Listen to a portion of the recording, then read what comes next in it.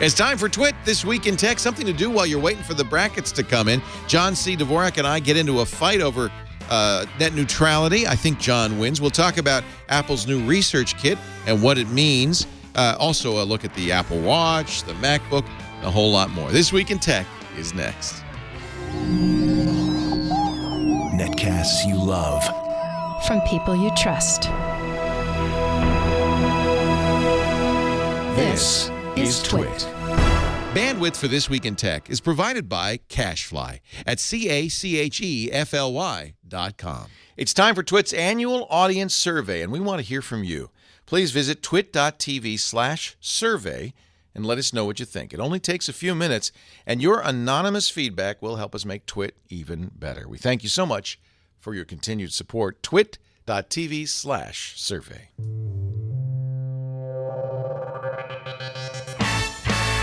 This is Twit, This Week in Tech, episode 501, recorded March 15th, 2015. Meet Candy. This Week in Tech is brought to you by lynda.com, the online learning platform with over 3,000 on-demand video courses to help you strengthen your business, technology, and creative skills. For a free 10-day trial, visit lynda.com/twit2. That's lynda.com/twit2. And by audible.com. Sign up for the Platinum Plan and get 2 free books. Go to audible.com/twit2. And don't forget to follow Audible on Twitter, user ID audible_com. And by Shutterstock.com. With over 49 million high-quality stock photos, illustrations, vectors, and video clips, Shutterstock helps you take your creative projects to the next level. For 20% off image subscription packages on your new account, go to Shutterstock.com and use the offer code TWIT315.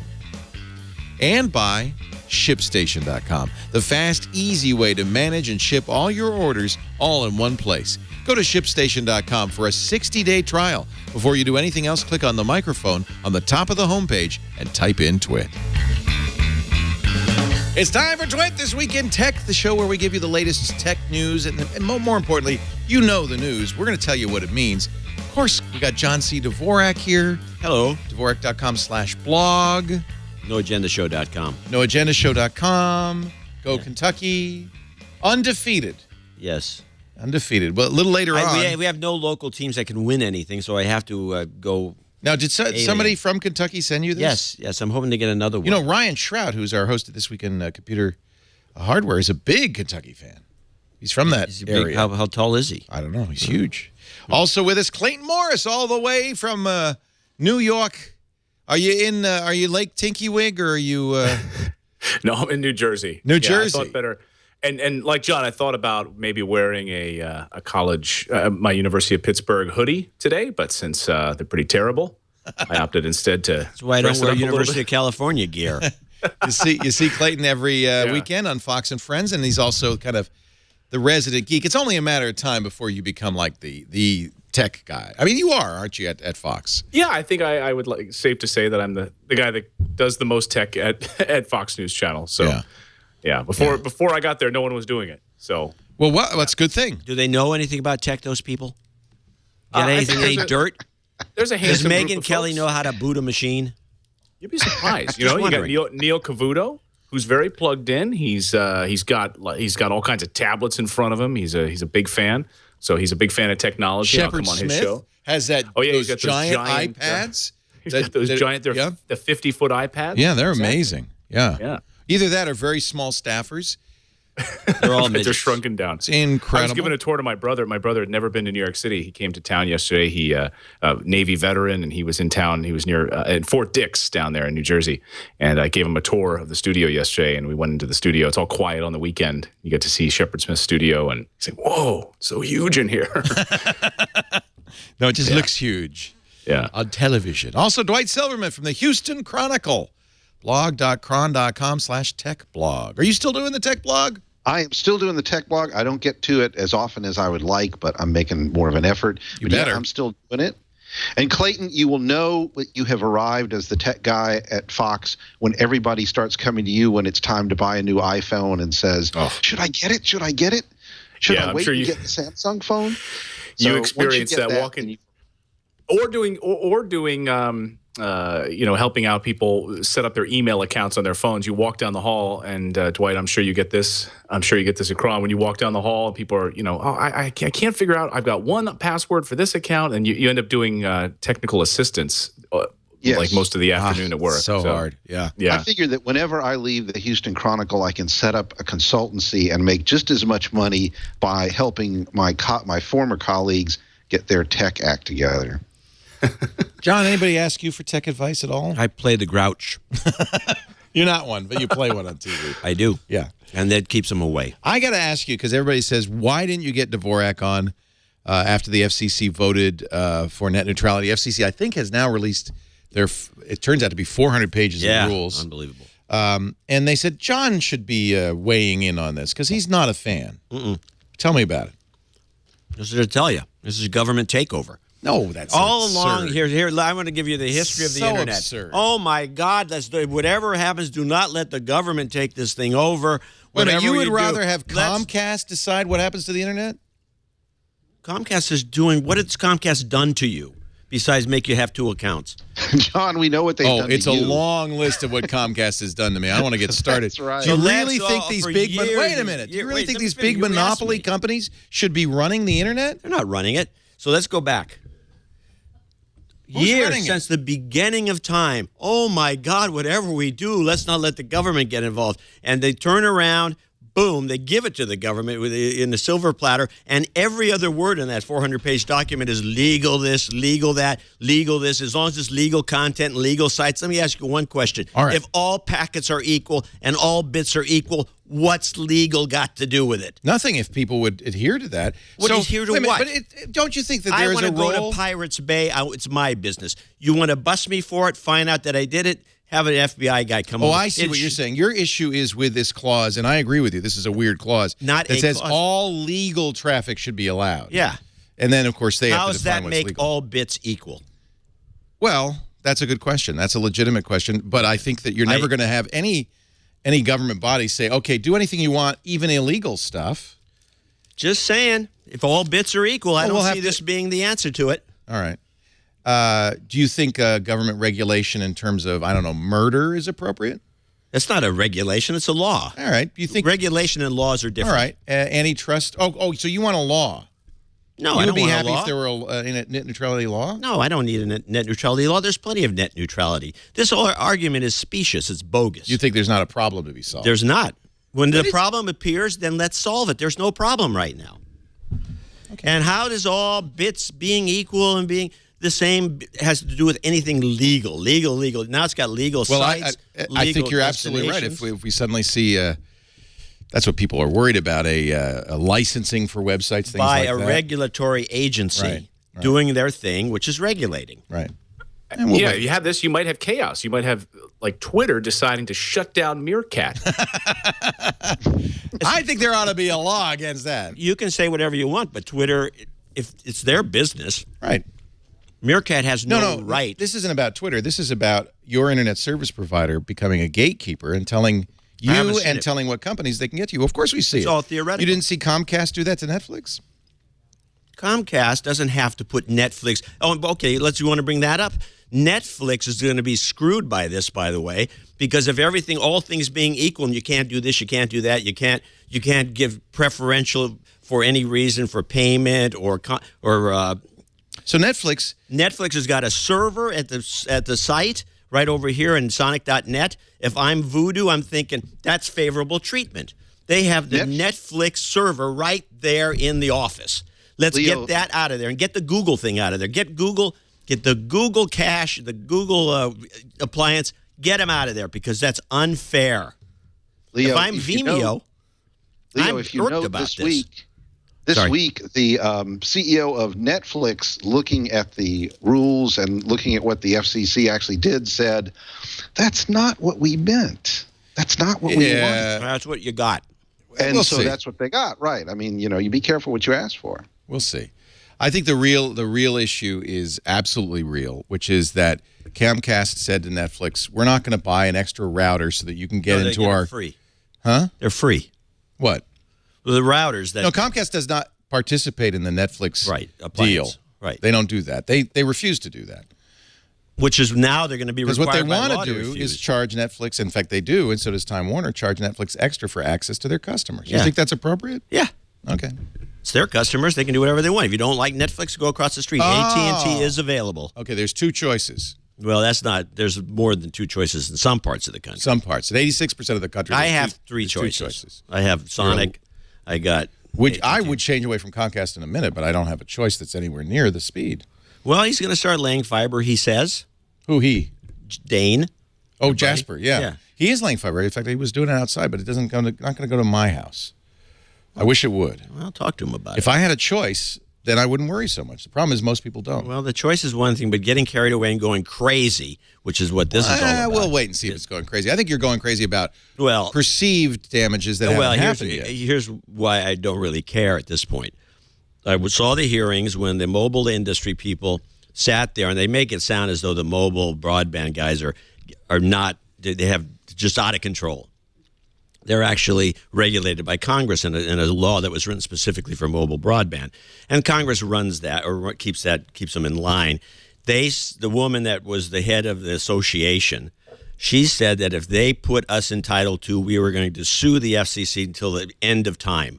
And that's exactly what's going to happen. This whole thing's going to end up in court. We're not going to we knew that, see any of these things for years. Yeah.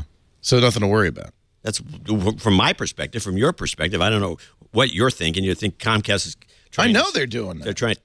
I know they're trying to screw you over. Yeah, so is AT&T and Verizon and everybody else. These big ISPs want to control the internet. They want to tier it. They want to make it a toll road. They don't want it to be equal. Well, when that happens, I think you should take action. Right now, I'm not saying. Well, we are taking action. It did happen. You just you took action. Let's go give it to the government. Well, we'll see what happens. After decades of bitching about the government. You know, the government did create the internet in the beginning, and gave it to private industry, and everybody said, "Oh God, now we've got it to ourselves. Let's don't give it to the government." All right. And they gave it to the government. Okay. Good work. After all that complaining. Now, people wanted to hear from John. Now you've heard from John. Okay. Do you ever talk about this on any other show? The No Agenda Show.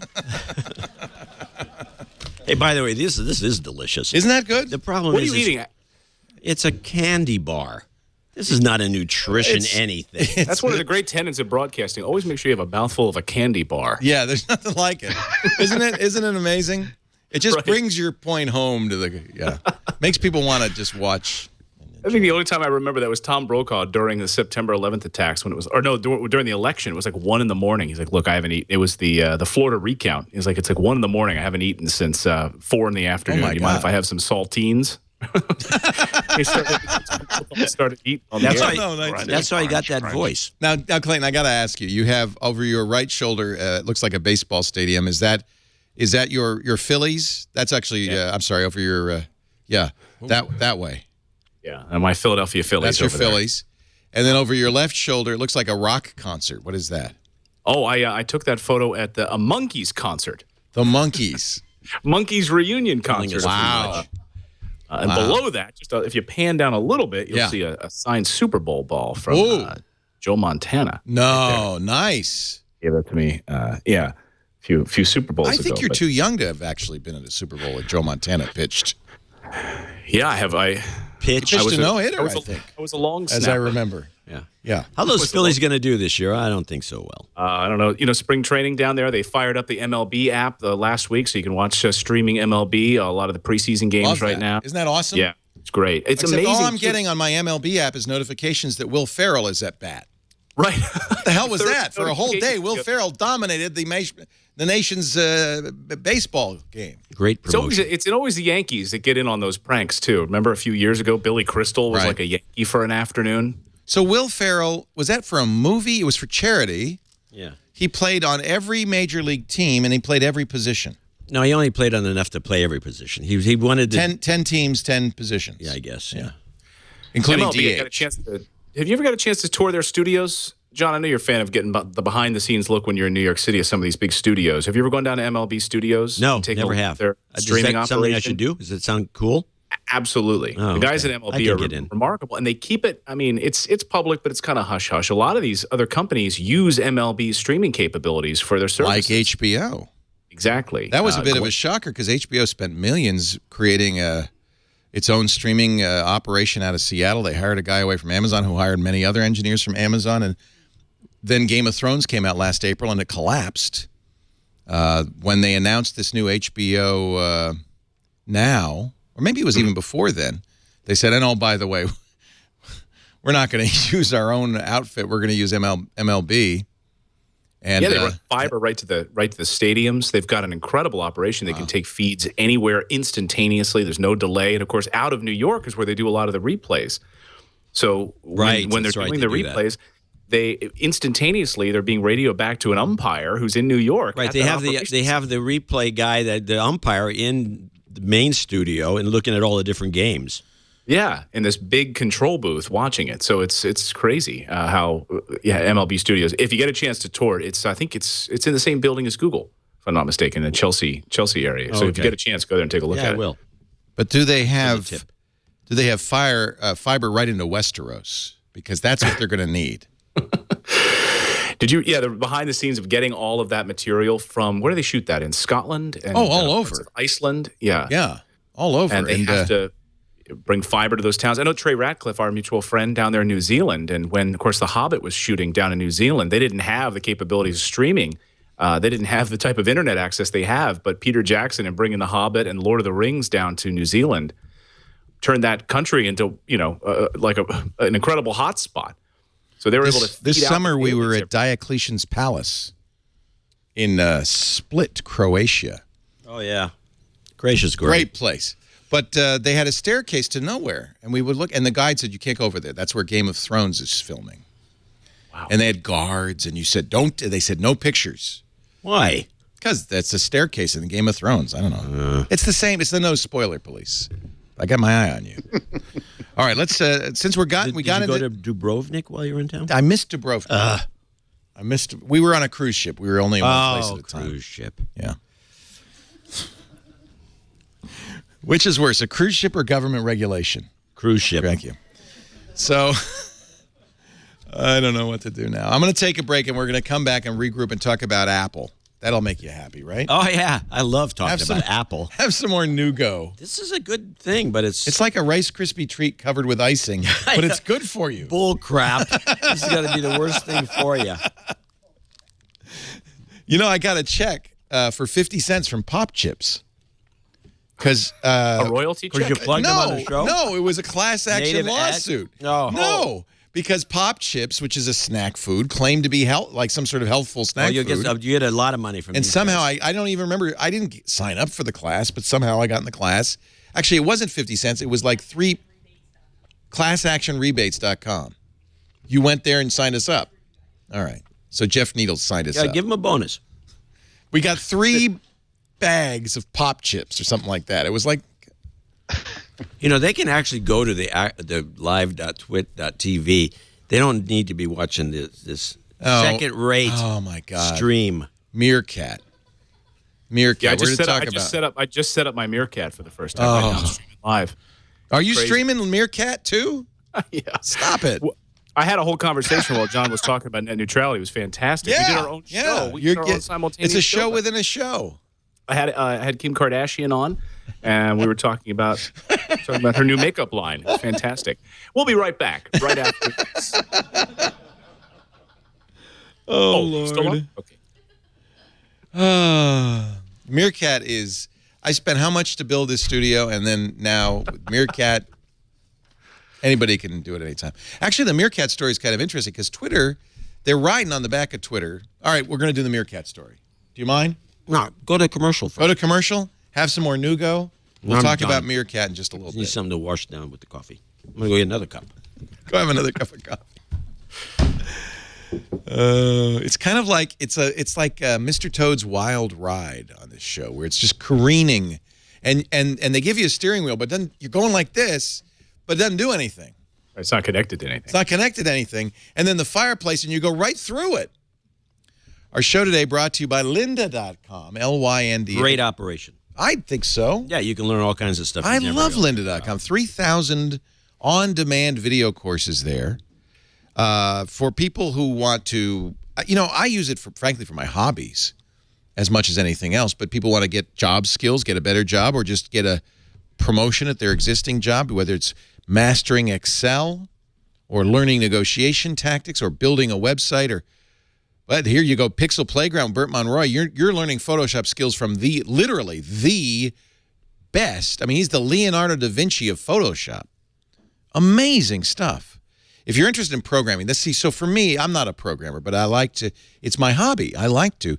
So they have great courses for programmers, and not just hobbyists, for professionals. Java Essential Training, the Foundations of Programming, Fundamentals. How about marketing? Growth hacking fundamentals. We hear a lot about growth hacking. Meerkat's obviously mastered that. Growth hacking fundamentals teaches you how to quickly expand your customer base using low-cost and innovative marketing techniques. I mean, this is great stuff. And the beauty of this is you pay once for access to everything. You don't just buy an individual course. You get them all. You can stream them at your own pace. They break it up nicely, very short little chunks so that you can learn one thing at a time. And you know, it's like reading short stories. You just do a little chunk at a time. Courses are structured so that you can even jump into a course. They have text transcription, so you can search the transcript and go right to the chapter you're interested in. You want to learn more about memory management in Java, you just jump right to that chapter. Download tutorials and watch them on the go, including iOS access and Android. Are you meerkatting this? Oh, my God. I don't know if does Meerkat allow lynda.com advertising? Create and save playlists of courses you want to watch. Customize your learning paths. Share with friends, colleagues, and team members. I love Lynda. And because Lynda works directly with the software companies, they will have courses the minute these updates come out. When the new Final Cut came out, immediately went to lynda.com to learn the ins and outs. I love it. It's fun. So try it. We're going to give you 10 days free. You get the run of the place. lynda.com/twit2. Twit and the number 2 at lynda.com, lynda.com/twit2 for your free 10-day trial. Thank you, Lynda, for your support this week in tech. So Meerkat is an interesting story because it was written by, I think, is it an Israeli company? Yes, Israeli. And I get the impression that they must have heard that Twitter was about to buy or had bought a company called Periscope. Periscope was a live streaming app. We've seen this kind of app before, right? Quick, for a long time, QWIK, Social Cam. Periscope was going to do something that would tie into Twitter. Twitter bought them, it's still in private beta, so nobody's seen it. And these guys at Meerkat said, wait a minute, within 2 weeks, they wrote this. It came out at the end of January. This is an app that you run on your iPhone. It's iOS only, and it allows you to stream. Now, how do I get to your stream, Jeff, so I can? So if I go to twitter.com, it uses Twitter to tweet it. So I'm going to, or what are you using, Dwight? I'm just using, if you go to what's your Twitter handle? D Silverman, and you'll find the link. That's so the last you'll see what happens. So as soon as you start meerkatting, a tweet goes out. Yeah. I don't want to sign up. A tweet goes out saying doing Twit Live now. That's the tag you put in there with a Meerkat hashtag and the Meerkat URL. Now people can respond to that, and actually, if they chat within Meerkat, it will go out as a tweet, right? So here, let me resize this, because one of the things that's weird about Meerkat, you're not supposed to hold it sideways, Dwight. Oh, all right. Well, will I switch if I do? Okay. Yeah. There we go. Right. There's a web interface, but it's really limited. And well, it reminds me. It isn't if you do this, because it's really designed to be for the aspect ratio of the phone, right? Right. Oh, I have to log into Twitter to see it? Oh, please. Oh, my God. Well, I mean, think of it. It's really it's like the Instagram model of using app-based, a fully app-based launch. I mean, yes, you have this janky web interface, which is highly limited. But I think, Instagram really paved the path for saying we're going to launch on iOS. We're going to launch web app-based first with no real web, no website, no back end on that end at all. And I just flipped my Meerkat around, so I'm in portrait mode now. So you're not supposed to be in landscape mode. Okay, this is something a lot of Meerkat newbies do. And both of you, obviously, Meerkat newbies. Yeah, it's portrait, which is weird, but it actually works really well. you see as people follow you see their faces, little chat head bubbles of their faces. And they can talk to you also. And they can chat with you in the interface, but then it tweets, by the way. So we'll see people chatting with you. Like you can hear their voice? No. They're text chat. Yeah, you can't hear their voice, so you get the chat right on the screen. What's really cool about it is, though, that, I mean, well, that's why VCs, I'm sure, are salivating over this, is that it takes over your whole screen. So I've got 20 or so people watching mine right now, and that means that their whole iPhone screen is taken over by this. They're not doing something else. It's not ancillary. But that's true with any app. Every app is single use on an iPhone. Sure, absolutely. But, I mean, think about the potential for... you literally have their full attention. So you have their full attention on their phone right now. And they can't, I mean, they could be setting it down, doing something else, but they're not multitasking on that same device like you can on a web interface. You're watching some web video, you're maybe typing out an email, you're missing an ad that's popping up. They have, full attention here on the screen if they want to be a part of this. Can you show? Unfortunately, I'm not logged into Twitter here, so I can't show this. I'm like trying really hard to pull these up, and none of them are streaming anything that's moving for me. This is what I'm getting, right? And then resize your window so it's portrait. Who's that? This is Dwight's. This is Clayton, but it's not moving, and I'm pulling it up in a different browser. They're trying to Skype with us and do a show, and they're not. They're how about JS Needles? Twitter.com/JS Needles. Try that. That's Jeff's Twitter. Anyway, this is because South by Southwest is this week. This is if you're going to launch an app, launch it at the end of January, and if you're lucky, you'll get this this South by Southwest virality. Clearly, they have. In fact, Clayton, you were at the Apple event, and you said people were meerkatting the Apple event. Whose nose is this? Right, you're there on in the line going in ahead of time, and a couple of my journalist friends were coming down the line and meerkatting right along. What are you doing? Like, you're live on a meerkat right now. It's like, oh, really? Okay, I didn't know. And then you suddenly have to wipe the sleep out of your eyes. If they'd had meerkat in 2010 when Apple announced the iPad, I would still be invited to Apple events. Right, yeah. They probably put the clamp down on people snapping it onto their laptops and facing the stage, because after all, Apple had a live stream, so it's going to look much better than a and that's the interesting thing. We have a live stream. We happen to be streaming this live right now, but for some reason, all of these people, by the way, they're all dead. What's going on with your meerkats? When you, Leo, violated the rules and shot the Apple thing, they were not streaming live back in the day. No, that's why I did it, because there was no way to see what Apple was announcing. Thank you.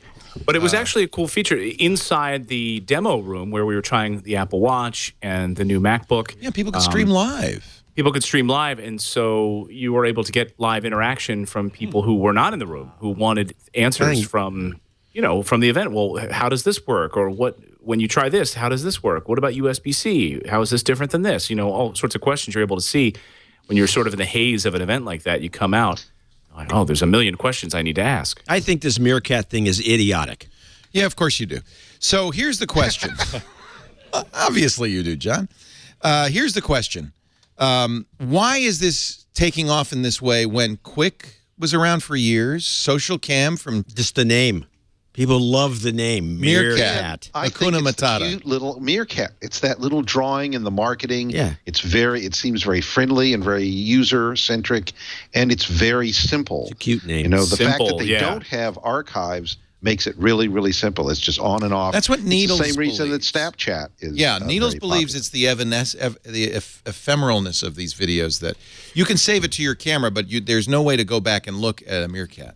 Well, imagine, right, and imagine how difficult that would be, or how incredibly expensive that would be for Meerkat to be able to hold all of that video that people just doing random 2-hour streams on their phone. Your phone is forced to store that. But also, to Dwight's point, it's super simple.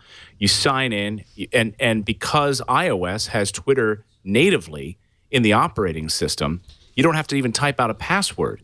So that's a limiting, when you sign up, you get a new Roku box or something, you want to log in. I'm not going to log into Amazon Prime because I don't remember my password. You want to type it out on that little keyboard and the little remote. It's a pain in the butt. Because Twitter is system-wide inside of iOS, you just tap access to your Twitter accounts, boom, you're right in. So within 30 seconds, you're up and running, and you're able to start streaming almost instantly. It pushes it out, and it takes over your whole phone. People saying, notifications still come through. Matt McHale on my Meerkat saying, notifications will still pop up. So you'll still, wife's texting you or something, you'll still get that. But it takes over the whole screen. But the interesting thing, and I'm curious what you think about this, Clayton, since you're in the news business, a number of people have pointed out that this is going to, well, in fact, was an article, I'm trying to find it on Medium, about a guy who was using Meerkat and streamed an hour of a fire rescue in San Francisco before the news crews got there. It suddenly makes everybody an electronic news gathering, an ENG crew. You could be recording everywhere they go. videos in the olden days. Push the video record, and you record that news. But there's something immediate about it. For instance, here's a prayer vigil in Ferguson. It's like 100, 200 people at the most, and So we're looking at this at cron.com as a way to do both live and then take the video off the phone, put it into, we use Videolicious to put together quick videos that are then put on our website. So we can send a reporter to something, he or she can record it live, it's saved to her phone, we then upload it into our system, and what was live, we have the archive for, and it becomes part of our content. This is real interesting to media companies. This is a Medium article from Neve Dror, the guy one of the founders, who says, actually, Neve Dror is retweeting Ben, who says, Meerkat's not so much about ephemerality, it's about how to make you comfortable live streaming. So the fact that it isn't saved and repurposed or repurposable, it's also making a virtue out of a necessity. This little company didn't want to store and host all of these videos for people to watch. Right. Well, also, there's the anonymity, too, to your point. Well, you're not anonymous, because you're on Twitter. I mean, you're very public. Exactly. So it removes the trolls. It removes the nasty, it removes the nasty comments or so. No, it doesn't. Well, no, you get them, but they're ephemeral. Right. Well, that's true. Yeah, they're gone. Now Twitter is doing a competitive product, as I mentioned, Periscope. Twitter yesterday started blocking Meerkat's access to the social graph. So one of the things that was really good about Meerkat was the onboarding, as you mentioned, Clayton, process was very easy because on iOS you just say, yes, use my Twitter account. But more than that, you would also immediately follow all your Meerkatting followers on Twitter. So it was very easy to get people to watch you and to watch people that you knew Meerkatting. Twitter has cut that tie as they can because they control the social graph. And I imagine the other anti-competitive motions from Twitter soon because they want to do their own thing. They're crazy. They should let this go. What difference does it make to them? Is it going to really cost them money? Well, I think it actually could have a backlash. I think the Meerkat community could get pissed off at Twitter. And when Periscope comes out, intentionally not use it. Periscope does some different things. One of the things, you've played with it, Clayton, so I would love to hear your opinion. But one of the things I know it does differently is it does save and will reserve your video at any time. It is not ephemeral. And when it replays the video, it replays the comments. Also, another difference is on Meerkat, when you comment on somebody's stream, it becomes a tweet from you with your comment. In other words, and as an @reply, when I use Meerkat, I suddenly see all these people in my Twitter stream. Periscope won't do that. It will allow people to comment, but they won't. So it clogs up your Twitter screen. It does. It tends to clog up your Twitter screen. So yeah, the lack of ephemerality is one of the big differences between Periscope. Tell me what it was like. You used it. Was the interface similar? Briefly, it's similar, but I saw a beta of it. And I didn't get to play much with it. So right now it is in beta. You have to request if you go to Periscope app. I think it's Periscope. I forget what it is. I requested because I would love to try it. Did they give you a timeline on that? No. I saw hands-on with someone who was kind of on the down low about it. It's Periscope. Periscope. What is it? No, this is. I think it's Periscope. It doesn't say when you sign up. It doesn't say anything. Yeah. No, it doesn't say about anything in terms of timeline. Yeah. Yeah. So they're kind of keeping it hidden right now, but. It'll be interesting to see if now are people so ingrained with Meerkat that they're not willing to jump over to Periscope. I don't know. Yeah, there's no friction. How many users are there in Meerkat? Do we have a number? The last number I saw was about 135,000, and then they had added more in fact, they jumped in numbers as a result of Twitter's cutting them. So there was kind of it made news, so it got them more attention, and now they have even more users. So it's been huge at South by. I mean, right? You could attend South by. It's It's interesting, and I probably have a little more skin in this game only because we're live streamers. And when we were at South by Southwest, live streaming South by Southwest 4 years ago, it was us. And I did the live crowd surf and all of that. Well, you bailed out just in time. Wow. Now anybody could live stream from anywhere, including a crowd surf. There we go. There are some of them. Yeah, they were down. Meerkat actually said on their Twitter feed that they were down for maintenance for 15 minutes or so. So now we're seeing Clayton. It's now back. But see, this is Clayton, the kind you're of holding it weirdness sideways. Hold it right? portrait It mode. stretches out in strange ways. No, I've got it set up portrait mode. It's distorting you. Yeah, I don't know. No, it's just really wide. I put on a lot of Christmas weight. And I've turned mine off, so all right. It's a very boy. This is entertainment at its best, especially the Clayton feed. Fantastic, Clayton. This is great stuff. There's also a lot of latency, about a half-minute latency, something like that. And apparently Periscope will not be so latent, although when they release it might suddenly get latent. I don't know. I think it's an interesting story. It's just another. It strikes me as being just another one of those flash-in-the-pan viral moments. Let's hope. But maybe not. Maybe there's some value to it. I'm about to ban it in the studios. What do you think the value might be? Now, fast. I can see that, maybe you're doing something that you want your friends to watch in real time, but I'm banning the damn thing. High schools all over the nation banning Meerkat. It's interesting. Alex Lindsay brought up something interesting this week, and I've heard this among video producers as well from the TV side, which is impromptu broadcasts. They're very limited viewership without it being scheduled at a scheduled time where most people can schedule Meerkats, although that's an interesting. Yeah. I don't know if So the sort of impromptu streaming video doesn't really. Doesn't really work. Well, it's not going to threaten Fox. It's not millions of viewers. I had my largest Meerkat stream was 999 people, but I think that's because I broke it. So what would have happened in Ferguson if Meerkat had been around? Yeah, well, that's the question. Now that's an interesting. There'd probably be too much news to choose from. organizations. I think for news, it's really interesting. Yeah, absolutely. So are you getting it on the Houston Chronicle Meerkat? You getting stuff there? Or?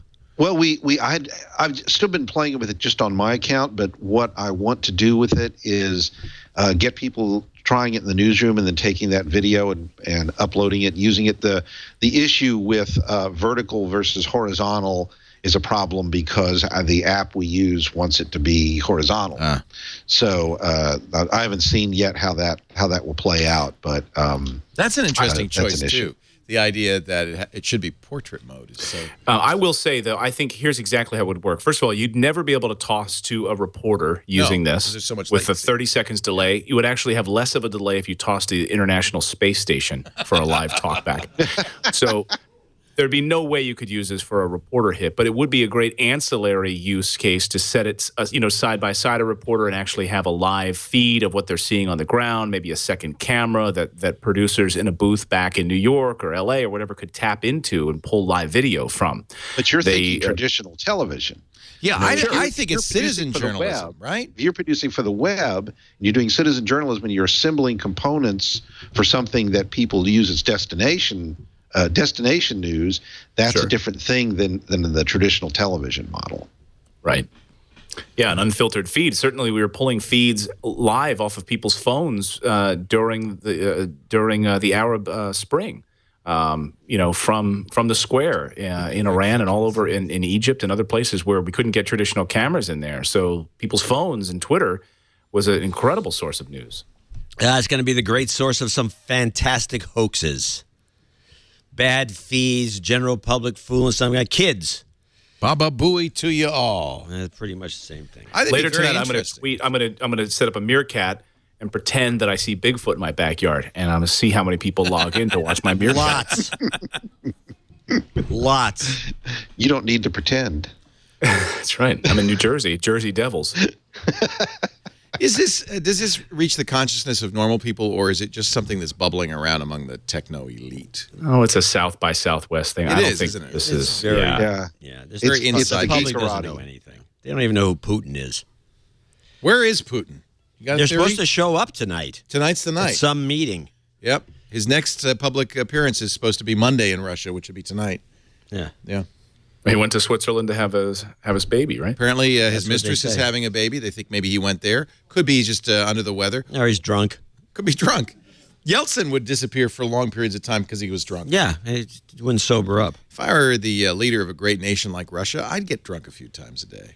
That would never happen these days in the United States. You imagine, it was Grover Cleveland who had that secret surgery at sea in the late 1800s, and no one knew where he was. Really? There's a great book on it. By the way, if you got an Audible ad in the show tonight, I don't know. We but it's do. one of We the do. You want to do fantastic- an Audible ad? All right. It's a I'm up for it. fantastic audio book, by the way. Candace Millard, I believe is her name. I could have it wrong, or I could have two of my authors. It's great narrative nonfiction. I think it's called The President is Sick.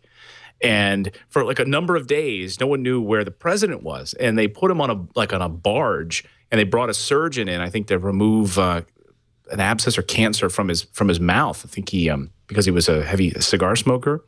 And no one knew where he was. One intrepid reporter just didn't buy the story and ended up digging into it and was vilified by the administration. They called him a liar. I think it was in Life magazine. And it wasn't until years later that finally I think the surgeon came forward and said, yeah, in fact, it did happen. And this reporter was many, many years later exonerated as a result of it. But that would never happen these days. Where's the president missing for 4 days?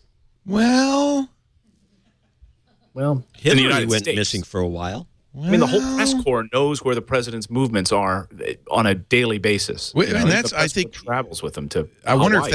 that has to do with transparency. Ha. That's good. You're so predictable, John. I Yeah, love it. sure. So, well, I mean, oh, you know what, John? It's finally happened. Mike, did you reassign my keys? I did nothing. You just blame me for everything. I show up. Next time, blame for the camera not working correctly, which is somehow fixed. I can't type Now you're- Grover Cleveland. I keep getting You got Grovert. something wrong. Grover. All right, there we go. Your Grover caps lock. Cleveland. Try that. It's not plugged in. Let's see. An Honest President, The Life and Presidencies of Grover Cleveland, A Secret Life, The Lies and Scandals of Grover Cleveland, The Forgotten The President is Conservative. Yeah, this guy, there was a lot going on. President is a Sick Man is the title. Yeah, Is that it's what not you're talking on about? Audible. It's not on Audible, is it? No, it doesn't look like it is. Oh, Looks Kindle. Kindle. If you read it on your Oh, Kindle, okay. then that's where it is. Oh, man. No, I might have done the Whisper Sync audio version. Why don't they have it on Audible? They have everything else on Audible. You know what they have on Audible right now, which I am dying to read, is the story of the Lusitania. I love this historic stuff. Eric Yeah, Eric Larson, Larson. who is I'm a fan of. I read The Devil in the White City, which is his story of a serial killer during the Great Chicago Exposition, and it's a wonderful. That's a great piece. book. Isn't that That's great? a wonderful book. So it turns out that in the Lusitania situation, remember Lusitania was sunk in 1915, and it was part of what got America into World War II. Yeah. Turns out Churchill knew it was going to be sunk. This was kind of like the Enigma thing, but they didn't want to. They It was couldn't a do anything. scam. They couldn't do anything about it because it would reveal the fact that they had broken the German codes. But they knew a U-boat was headed for the Lusitania. Sounds fascinating. Dead Wake: The Last Crossing of the Lusitania. That's the kind of book, and we love Eric Larson. Yeah, he's great. He also wrote In the Garden of Beasts, I think. Yes, I haven't read that one yet. Is it good? It's great, yeah. The ambassador to Berlin, right as World War II was unfolding, the American ambassador to Berlin. He's a the great daughter writer. screwing everybody. Right, she was like the Here's the whore of Berlin, apparently. the town tramp. William E. Dodd, America's first ambassador to Hitler's Germany, a mild-mannered professor from Chicago. He brought his wife, son, and flamboyant daughter. Yes. Right, that's a nice way of saying it. Wow. She was screwing the head of the Gestapo. She was enamored of the new Germany, they say. Well, Wow. She was getting. Now I have to read this one, too. It's a good book. Now, here's the deal. We're going to get you 2 Audible books for free. Somehow we segued into a commercial for Audible here, thanks to you, Clayton. I appreciate it. Broadcast professional. You right are there. a true broadcast professional. Audible is a great resource. Obviously, we're all Audible fans. Listening to Audible books brings these books to life as you're driving to work, as you're walking on the treadmill, as you're washing the dishes or doing the housework or walking the dog. I listen to Audible all the time. And if I were you, I would suggest you try it out. Now, you're not going to have to pay anything. For 2 books, you go to audible.com/twit and the number 2. You'll be signing up for the Platinum account. That's 2 books a month, but your first month's free. Cancel anytime in that first 30 days. You'll pay nothing, but you get to keep the books. You'll also get the daily digest of the New York Times, the Wall Street Journal. An Audible subscription is a transformational experience. I just cannot recommend it more highly. They have, I think that's where I listened to the Economic Hitman book that you love so much. It's a good book. Let me see if it's actually quite good in the oral. The Audible version? Yeah. John Perkins, Confessions of an Economic Hitman. This is actually the first thing you ever told me that made sense. I really like this book. Well, good. You're on your way. One of these days, you'll come beginning. around. You know who else has a great voice for reading is David McCullough, the author of John Adams. Well, his new book is out. Yes, I saw that. It's on the Wright brothers. I'm actually astonished that he has the time to do these books. And read them out loud, you mean? Yeah, that's a long day, to say the least. You won't even do it. Actually, this says it's not out till May. Oh, May 15th. And the narrator to be announced. Oh, but he does all of them. I think, you know what? Why don't you do it, Leo? He's done it. But they don't want to say it yet. Yeah, probably. Yeah. He's wonderful. If you like history, if you like still negotiating science. the fee. Yeah, right. He Science does a mix-up. fiction. Like if you get some of the CDs, some of them on Audible aren't done by him, then some of them are. This was a weird one. John Adams, he did the abridged version of. Oh, right. And then the Nelson Runger, who's very good, did the unabridged version of John Adams. And I liked the abridged version so much and McCullough's narration so much that I actually went out and got the full version. And then I bought the hardcover. This is an amazing book because we knew so little about, well, we didn't know so little, but history did not tell us a lot about John Adams. And when you start hearing his story, it's quite an amazing story. It was the inspiration for the HBO series. Anyway, look, this is why we love Audible. For science fiction, nonfiction, like history, business books, for the latest bestsellers, there's nowhere better. Audible, 150,000 titles strong. Audible.com/twit2. Get your 2 free books today. All right, Clayton Morris was at the Apple event. You were our proxy. We watched with interest. Apple actually had more to announce than a watch. Yeah, surprisingly, it felt like a couple events shoved into one event this time, and I think caught all of us off guard. It shows the secretive nature of Apple, that when it comes to hardware, there are leaks that come out of China. We kind of know what's coming. We saw Mark Gurman at 9 to 5 Mac with a full artist rendering of what the new MacBook would look like, almost spot on. It was right on, wasn't it? Yeah. Yeah, save a few minor little details. And that was last summer that he came out with that. Yeah, not too long ago. Right. And then, but we didn't have any idea. When Apple does software, very often, except it's HealthKit, once again, that was a leak, but very often we don't know. So ResearchKit, I think, caught a lot of people off guard. I spent some time this morning talking with one of the leading urologists in the country. This is the kind of guy who heads of state. I think it hurts when he pees. He's one of our contributors, and he's like the head of robotics also at Lenox Hill in New York. So he knows his stuff. This is the kind of guy that he'll have heads of state fly into New York to be examined by him. He's that good. And he has seen more penises than any man in New York. Right. More famous. We're talking about the research projects, maybe. though. I think this was a really surprising move from Apple, this ResearchKit, and interestingly, going open source also. But it's exciting from a medical standpoint to be able to get that many people involved in research projects. Like the doctor was saying to me this morning, he said it's impossible. It takes forever to get any kind of a sampling. You get people in a dorm room who just want to earn a little extra money, so they're given hemoglobin, so they can make a few extra bucks, and they rip off the little pages on the thing in a dorm room. I had a friend in college that did that. I think that's how he actually got food. He was given blood so often. So that was exciting. That was a surprise. So let's before you go on, I want to just kind of a little bit more on ResearchKit, because we haven't talked much about that. That really was took a backseat to the glitzier announcements. Apple was very clear to say you're sharing your data, but privately. And what talking to our resident physician here, Dr. Mom, she made the point that this is a first step to getting Apple diagnostics approved by the FDA. For instance, they talked about you can use this application if you have Parkinson's to diagnose. You breathe into it, talk into it, or you tap back and forth, and then it would do some diagnostics. But of course, those diagnostics are not FDA approved.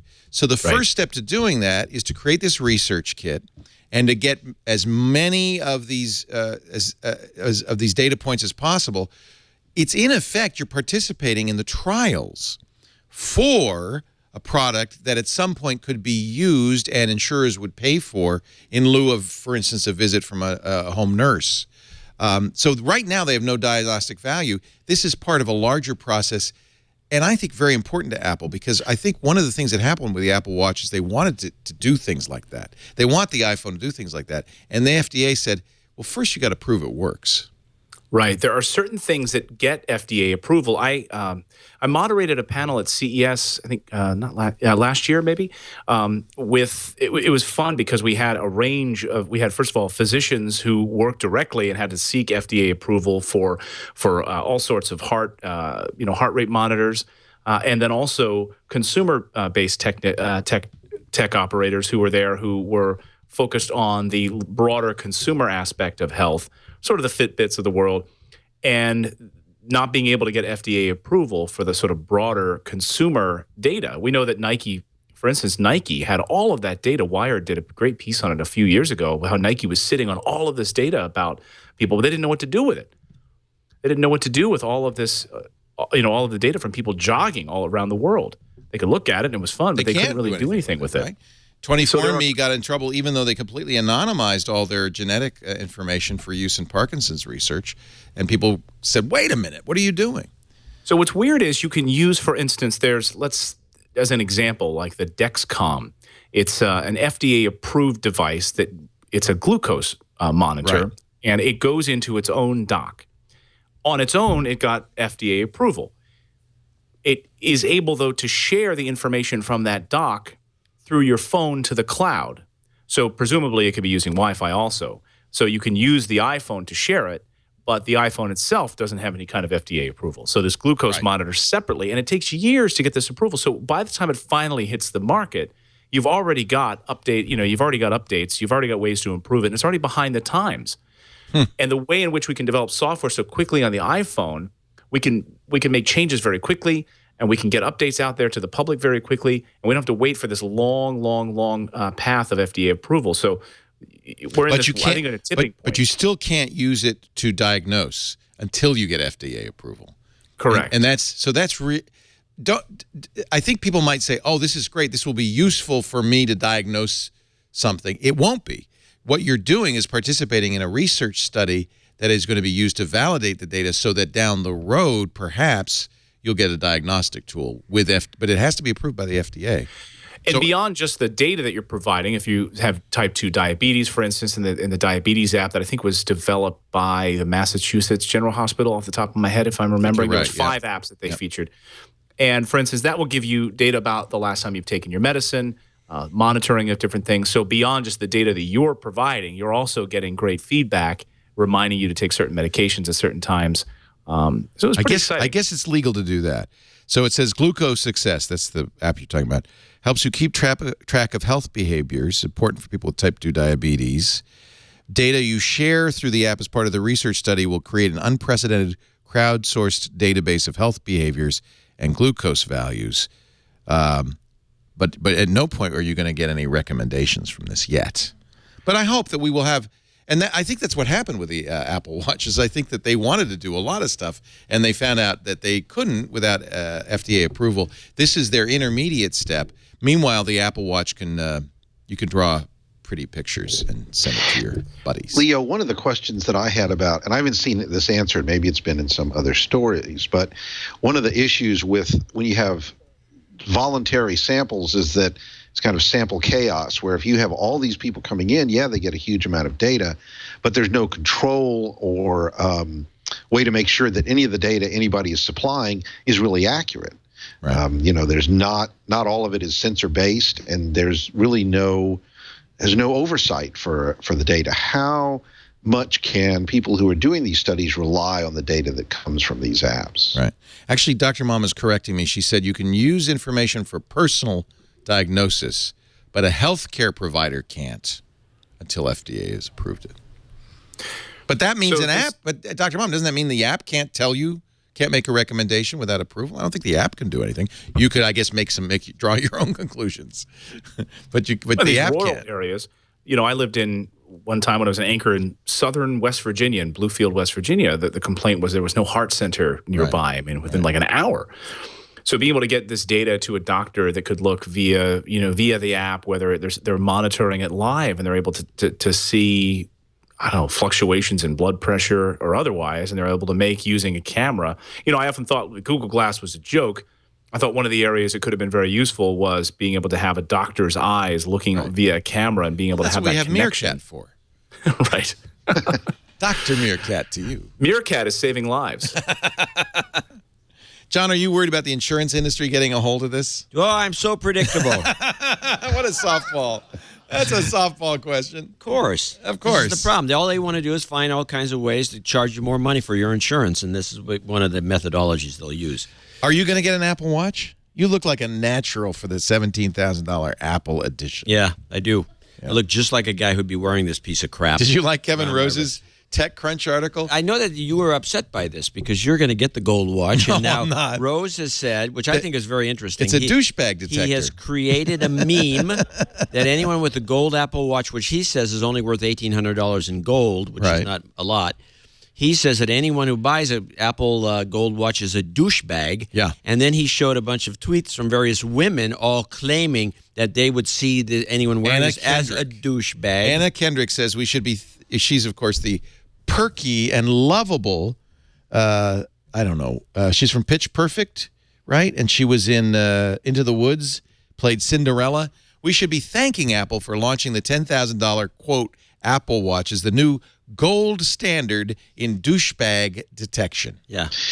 Leo, I think that Kevin is right because my father is a jeweler. Yeah. He spent years working for Zales. I grew up around watches and even sold watches as a teenager and a college student in his stores. And Kevin is right that traditionally expensive watches have a cachet because of the length of time you would keep them and pass them on. And for collectors, solid gold watches have value for the gold. Right. Apple, because it's a technology piece and not really a timepiece, has done away with both of those aspects to it. And nobody's going to take this and say, son, I'm handing you down my Apple Watch. Oh, thanks, Dad. You got a Casio watch to give me too? Yeah, something that works, something that's new. Right. Well, I do have, I think, a borderline collectible watch, which is I have one of the original Fairchild. That's collectible. Watch that you had to push the button. 4004 in it? It had some little chip. Yeah, Pulsar? Is that a Pulsar? It's Fairchild, he says. Yeah, it's Fairchild. Fairchild, and you push the button, and then they had an LED. Would light up for half a second because otherwise it'd it kill was the battery. red. Yeah. And you would see the time, and it became like a thing in this, I guess, the 70s, where people would 70s, right? Push the button because you'd show, look, I've got this watch on. Watch me push the button. And so it was a prestige item for a very short time. Watches have been douchebag detectors for decades, it turns out. Well, that might be the case. Kevin quotes Patek Philippe's ad campaign. I got it for $5 at a garage sale. Did you? Yep. Well, let's see, it's worth something. Yeah. You never actually own a Patek Philippe. You're merely looking after it for the next generation. Yeah, that's a good pitch. There's no hand-me-down value. But and actually, I was really surprised because even at least in technology, if you bought a $350 computer or a $17,000 computer, you would at least get more RAM or a faster processor. But weirdly enough, you're getting exactly the same Apple Watch. Exactly. There's no more memory. There's no special processor. They didn't do anything. You're just getting some gold. And oh, here's another fun thing on pricing. The $10,000 Apple Watch comes with a fluoroelastic band, a rubber band. If you want the leather band, same watch, $17,000. So the band, $2,000 band of leather, $7,000 band. Oh, it's $7,000. $7,000. It has gold clasp on it. It has about not that much $500 of gold. Right. I think the gold edition watch has been a distraction. I agree. It's not the point. Right. You know, to Dwight's point though that they don't think of this as or that it's not being presented as a timepiece. You go right to apple.com, it's one of the first things. It sits above. Bizarre.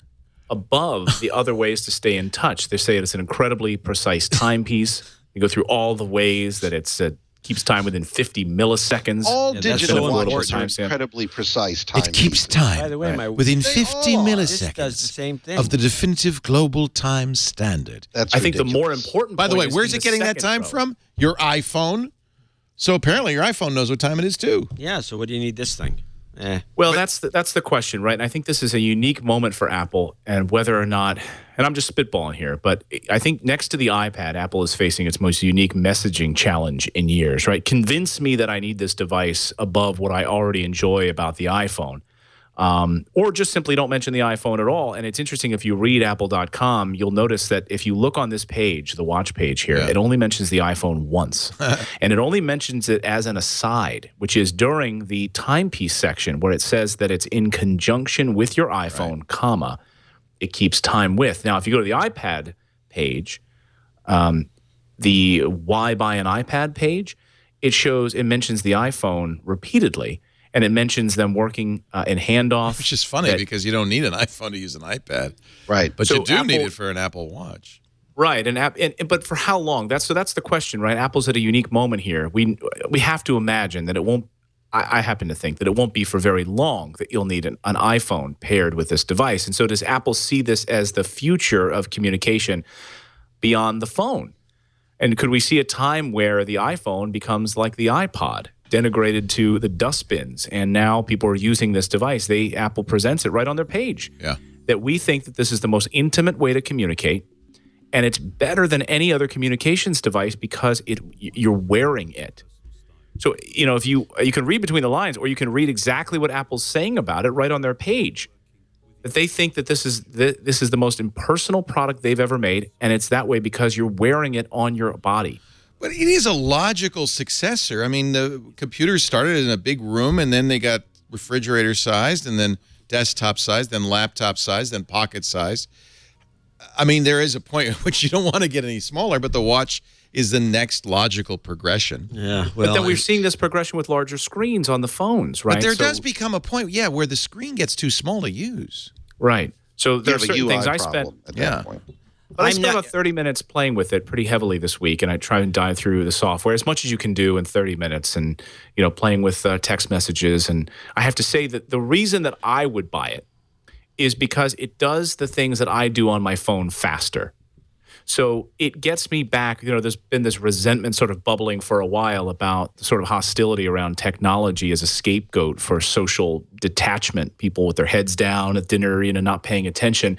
So the things that the watch does best are the areas where it's pushing that information right to your wrist, the text message from your wife, hey, I'm on my way home, here's a quick message back, the turn-by-turn directions, tap left to make a left, to tap right if you're walking through the city. I don't have to be fumbling around in my pocket. An Uber ride is 2 minutes away. You just glance down. Oh, he's 2 minutes away. We can continue talking here outside of this bar or nightclub. Those little things where I'm not spending 10 minutes then in time suck mode by opening my phone, responding to that text message, and I'm doing 50 other things before I realize that I was only opening this just to respond to a text message. I'm not getting one until we see Microsoft Office for the Apple Watch. As soon as that happens, I'm in. No, I don't know if you know it. Yeah, Excel. They've announced Excel will run on the Apple. It's going to be fantastic. You'll be able to do spreadsheets. I've been recommending that with this device that you not get this model version 1.0, and that's kind of a truism in general for technology. But if you look at Apple's new entries into categories, each one of them, the iPhone and the iPad, each one of them, when version 2 came out, it was so much more affordable and so much more capable, thinner, lighter. I think that you're going to see that happen here. I mean, remember what the iPad 1 looked like compared to the iPad 2 and the iPhone compared to the iPhone 3GS. I think people who buy this now and anticipate that they're going to be happy a year from now are going to be really sad. Yeah, I would love to unpack that. I would love to unpack that, Dwight. So There's a because difference. I agree with you. There's a huge difference here. The iPhone was extremely popular when it first came out. It was a big deal. The iPad, when it first came out, was extremely popular. It was a big deal. This, I'm not seeing that kind of similar demand. And I think the second model will be just as crappy as the first.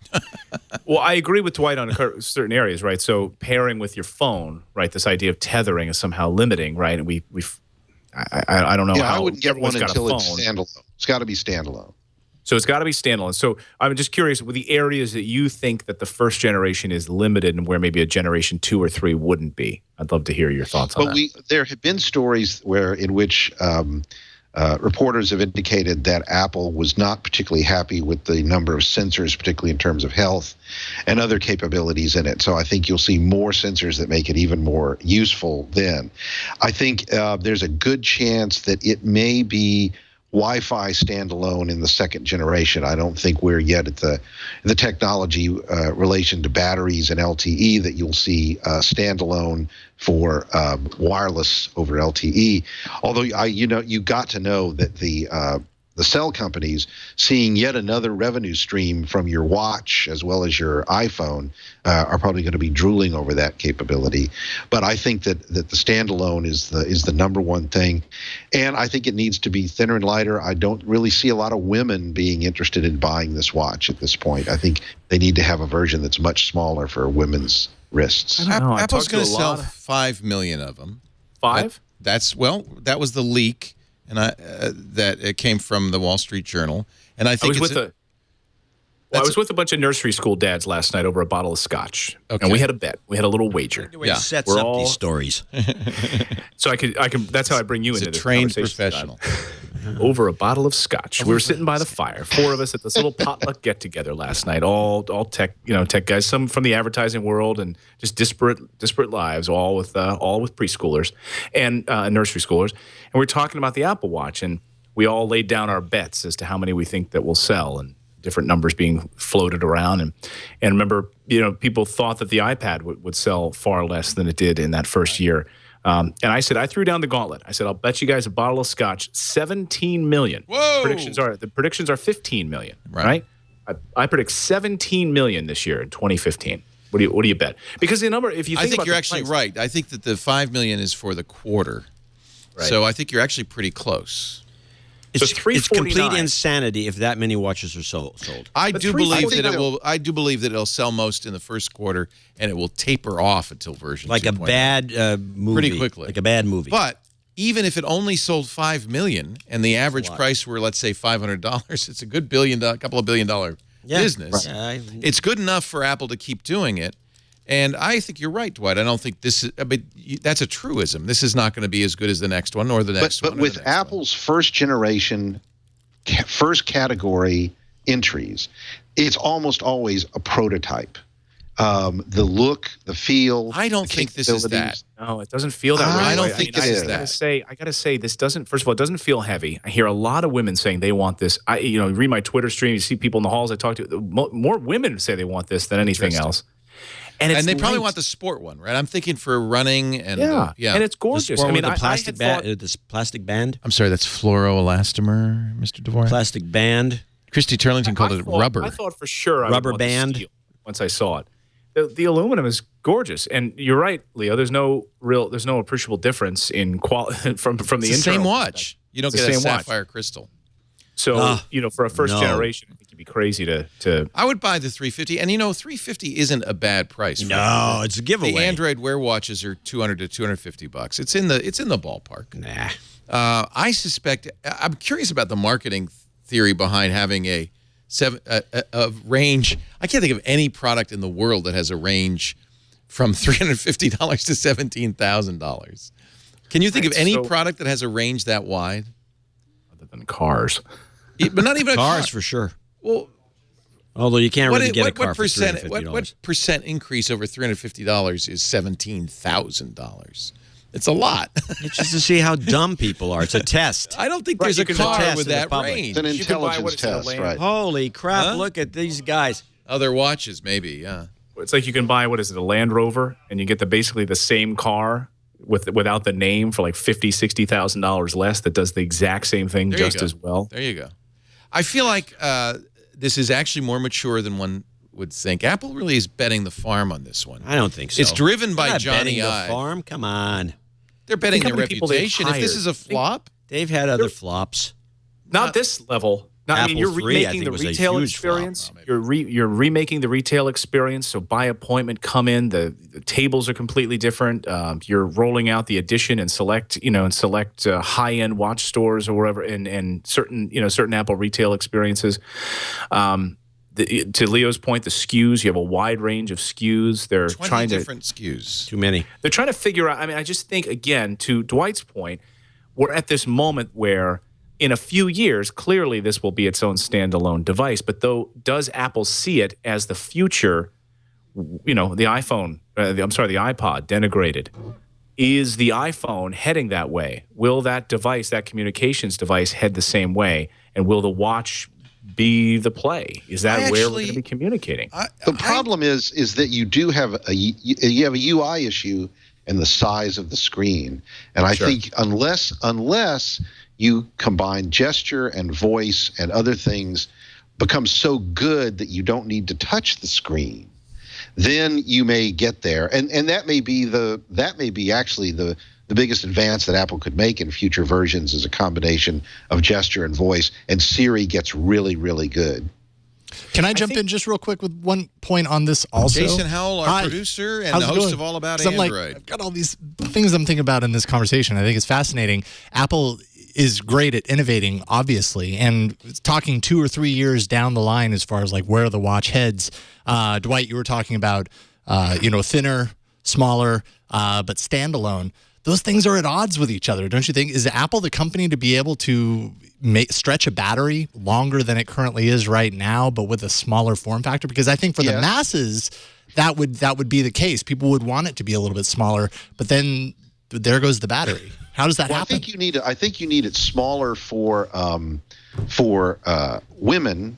I don't necessarily think in terms of the size it's of not the that watch, big, is it? The it's not 38 that big, millimeter right. is appropriate for women, I think. But I'm thinking just in terms of style and design. I'm not thinking necessarily in terms of thickness. I've had the Samsung standalone watch. I can't remember what it was, the Gear S or whatever. You've had them all. That thing is ridiculous. Well, it when looks it's like an standalone, iPhone melted around your wrist. Right. Like And a when it's sundial. standalone, there's so much more demand on the hardware, right? I don't want a standalone. This is exactly what I want, which is the thing that's missing. I've mentioned this before, but the thing that's missing from the iPhone, the reason I went to an Android phone is the widgets. The ability to turn on an Android phone and without launching an app, get all the information I need, calendars, messages, weather, what news, whatever I'm looking for. You set up the widgets on an Android phone so that you don't have to launch an app. All you get on an iPhone is a static grid of icons. So what Apple's been missing, from my point of view, is that quick glance interface, and the watch is exactly what I get from the Android widgets. To me, the watch is a natural adjunct for the iPhone, and the only thing that'll get me back to using an iPhone, I suspect. And I also think we don't really know until we wear it for a month, right? We don't really. Exactly. And so my 30 minutes is bunk, and I'm just writing up a piece I'm going to put up on my blog. But, like I said, the watch won't save us from our crappy behavior. It's not, but it's going to limit your distractions. And so I think of the watch. Somebody staring at a watch hours on end is no less annoying than somebody staring at their smartphone screen. But you really don't want Exactly. to. In that time, you're really the things that are most. If you get I think when you engaged with it, you're going to be looking at it. You're going to be tweaking with it. With any too first much, probably. for the first week, probably. Right, It's but I think when you insulting set to the it people the way you're that you around. want it. John, When what you are you set it playing the with? way you want it. I was just looking at the menus of the Leica camera, the Sony A7. Never mind. It's insulting to the people you're around. Noticeably If absent you look from at the if keynote you look were at your games. wrist, what that says is I need to see what time it is because I need to be somewhere else or I'm not It is. interested in this. That quick glance is it's an very insult insulting to do that. Yeah. Did you read that Financial Times piece that Johnny Ive it was featured on Johnny Ive? And it was interesting. He was quoted as saying that one of the things he noticed with wearing a watch over the years, and we're all guilty of this, right? We do this with our phones too, I think. But we glance down to see what time it is, and we forget that we looked at it, so we have to glance a second time. And so his idea with the watch is that it's always there. We almost don't even pay attention to it. We want it to be light, and almost you're ignoring it most of the time. And so that's one of the things that Johnny Ive said drove the design process for the Apple Watch, was really keeping it out of the way so you're not really paying attention to it. There is an amazing blog post that everybody should read, I think, from a designer and manufacturer of products. His name is Greg Koenig. He's a product designer. He deeply analyzed the Apple videos. I mean, far beyond, frame by frame. And since he knows a little bit about hardware manufacture and metallurgy, he was able to talk a little bit about the process. And I tell you, if you read this, one thing you will at least see is that Johnny Ive, following in the footsteps of Steve Jobs, has driven Apple's production team to an intensity and a craftsmanship and a perfectionism that is unparalleled. I mean, what they're doing to make this watch, the cheap one or the expensive one, is unprecedented. And only a company that produces 75 million iPhones every quarter, 25 million iPhones. In fact, he begins the post saying Apple sells a 787's weight worth of iPhones every day. Wow.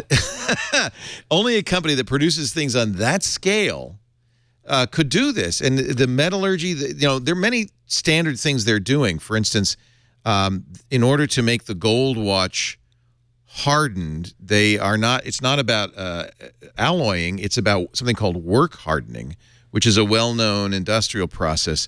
In this case, they use rollers to squeeze a perfectly formed gold ingot many, many times, each time compressing the ingot by microns and creating a super hard form of gold. They're doing things that nobody does. Crazy stuff. Ultrasonic testing of each watch case to make sure there's no metallic imperfections. This is a great article. Even if you think the watch is a terrible thing, you can't come away from reading it without being impressed by Apple's commitment to detail. I just don't first of all, I just don't understand. There were a lot of naysayers, Leo, you recall, after the iPad event, and those were people who were mostly not in the room who got a chance to actually hold one and see what a remarkable device it was to actually hold and have like this internet in your hands. I think the same is true of people who weren't in the room of the Apple Watch. And I agree with the sort of specs that we all get excited about, right? The battery, we wish we could probably have it for 3 days, 4 days, 7 days, like the Pebble, right? Johnny Ive mentioning that it'll wake you up. Well, how are you going to do that if you're charging it every night after 18 hours, So all of those things, very right? Gentle tap on your wrist. It's going to be thinner. But this all goes out the window for guys like us once young, like, Japanese girls are using it to draw emojis to their girlfriends in school. And that's when these things take off. I mean, who among us would have predicted the success of things like Snapchat? Right. We didn't know about it until the kids were using it. So the kids ain't going to be buying Apple Watches. I would like to know why you think? The more I look at this design, I just don't understand why some of these guys don't get a clue and put the battery in the wristband. Because then the wristband won't flow around your wrist. No, I think you could make like a waterfall. You could make a battery that would flow around your wrist. I don't know. I really don't know if we'll know what the watch means. We'll find out in about 6 months. 6 months. I really think that a lot of people should consider buying the cheap one. And you know what is going to happen? Clayton, confirm this or not, but I bet you and Natalie will both buy one. I know Lisa and I will both buy one. They're still going to sell 2 for every one they sell because it's kind of pointless unless you can send your heartbeat to your loved one. It's like a walkie-talkie. Exactly. And I'm waiting a year. I'm Something telling very you, sick about that, if you ask me. It sounds hokey, and I'm once you feel it with those taps. John's never been in love. He doesn't understand. I've been in love plenty. I fall in love every day. But the idea of sending my heartbeat to somebody else is a bit much. Or, I don't know. Borders on cornball. It does, love but is honey, I'm on my cornball, way John. home. Or yes. No, not even that. Just a little, if you draw a little heart on your watch and Natalie sees that little heart that you drew, well, that's love, man. No, it's not. It's a little heart you drew. It could be bullcrap. You could be with somebody else while you're doing this. I think there will hold be on other a second, things Doris. drawn. I got to do something here for the old lady at home. I tell you, Lisa didn't want to watch. I said, you have to have one. How am I going to draw little pictures of my penis? Exactly. Oh, that's thinking. exactly. That's so loving. I mean, think about it. Think how more effective the relationship between Anthony Weiner and Sidney Leathers would have been if they had an Apple. No, I do actually think that they will sell them in pairs. I really do. Unless you're a sad, lonely person like John, and then there's no reason at all to buy it. Yeah. No, I'm going to withhold judgment. I am impressed by what Apple's done, and I think that there's a lot of potential there. I've worn an Android Wear watch for 6 months, and you have it on? No, I don't. Oh, you got no watch on. Because I brought my iPhone, because I'm trying to live the La Vida iPhone. Okay, never mind. I just wanted to make sure that And one of people the notice things that is the you don't multiple have a watch sizes. on. You know, again, to Dwight's point about the sizes, you know, my friend Joanna Stern and I were flying out together to the Apple event, and she was wearing one of the Android Wear watches, the Android Wear. She was wearing the Moto 360. That's what we've all. And but she took it off. She's like, I can't wear it anymore. And I had mine on at the time, but she's like, it's just too big. And on her, I was joking because it looked like a sundial on her arm. You know, it looked like a Fred Flintstone style thing. So this giant watch, and so she's not wearing anything right now. And the smaller, even our friend Serenity Caldwell. Who does roller derby. We were out there hanging out, and she thought almost that the larger one was just a tad too big. Yeah. So she was actually thinking that she might go for the larger one. She thought, man, it was just a hair too big, and the small one was just right. So it'll be interesting to see how what women think of these and those sizes. I can't wait to get one. But then, I also bought the new Chromebook Pixel, so that shows you what an idiot I am. What's wrong with the Chromebook Pixel? The Pixel 2 came out. Yeah, I know. Just $9.99 for a seems browser. A bit high. Yeah, seems a bit high for a browser. I love it. Oh, okay. It's awesome. What is your favorite feature of that? Is the LTE?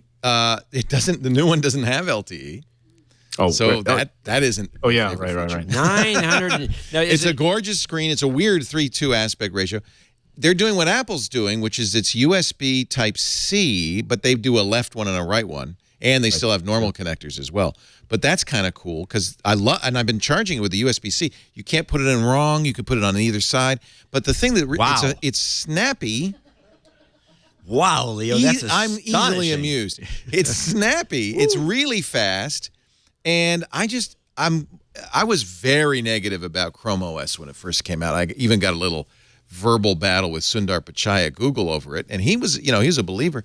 I have become a believer. I really think that for most people, the security. This is, by the way, super secure. This thing's locked down.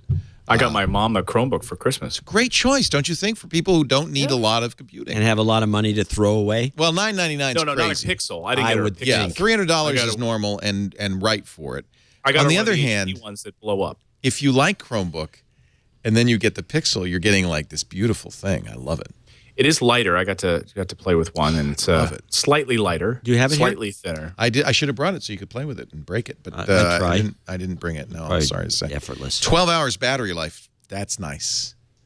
That's nice. You charge it at night. In fact, this is going to be my life going forward.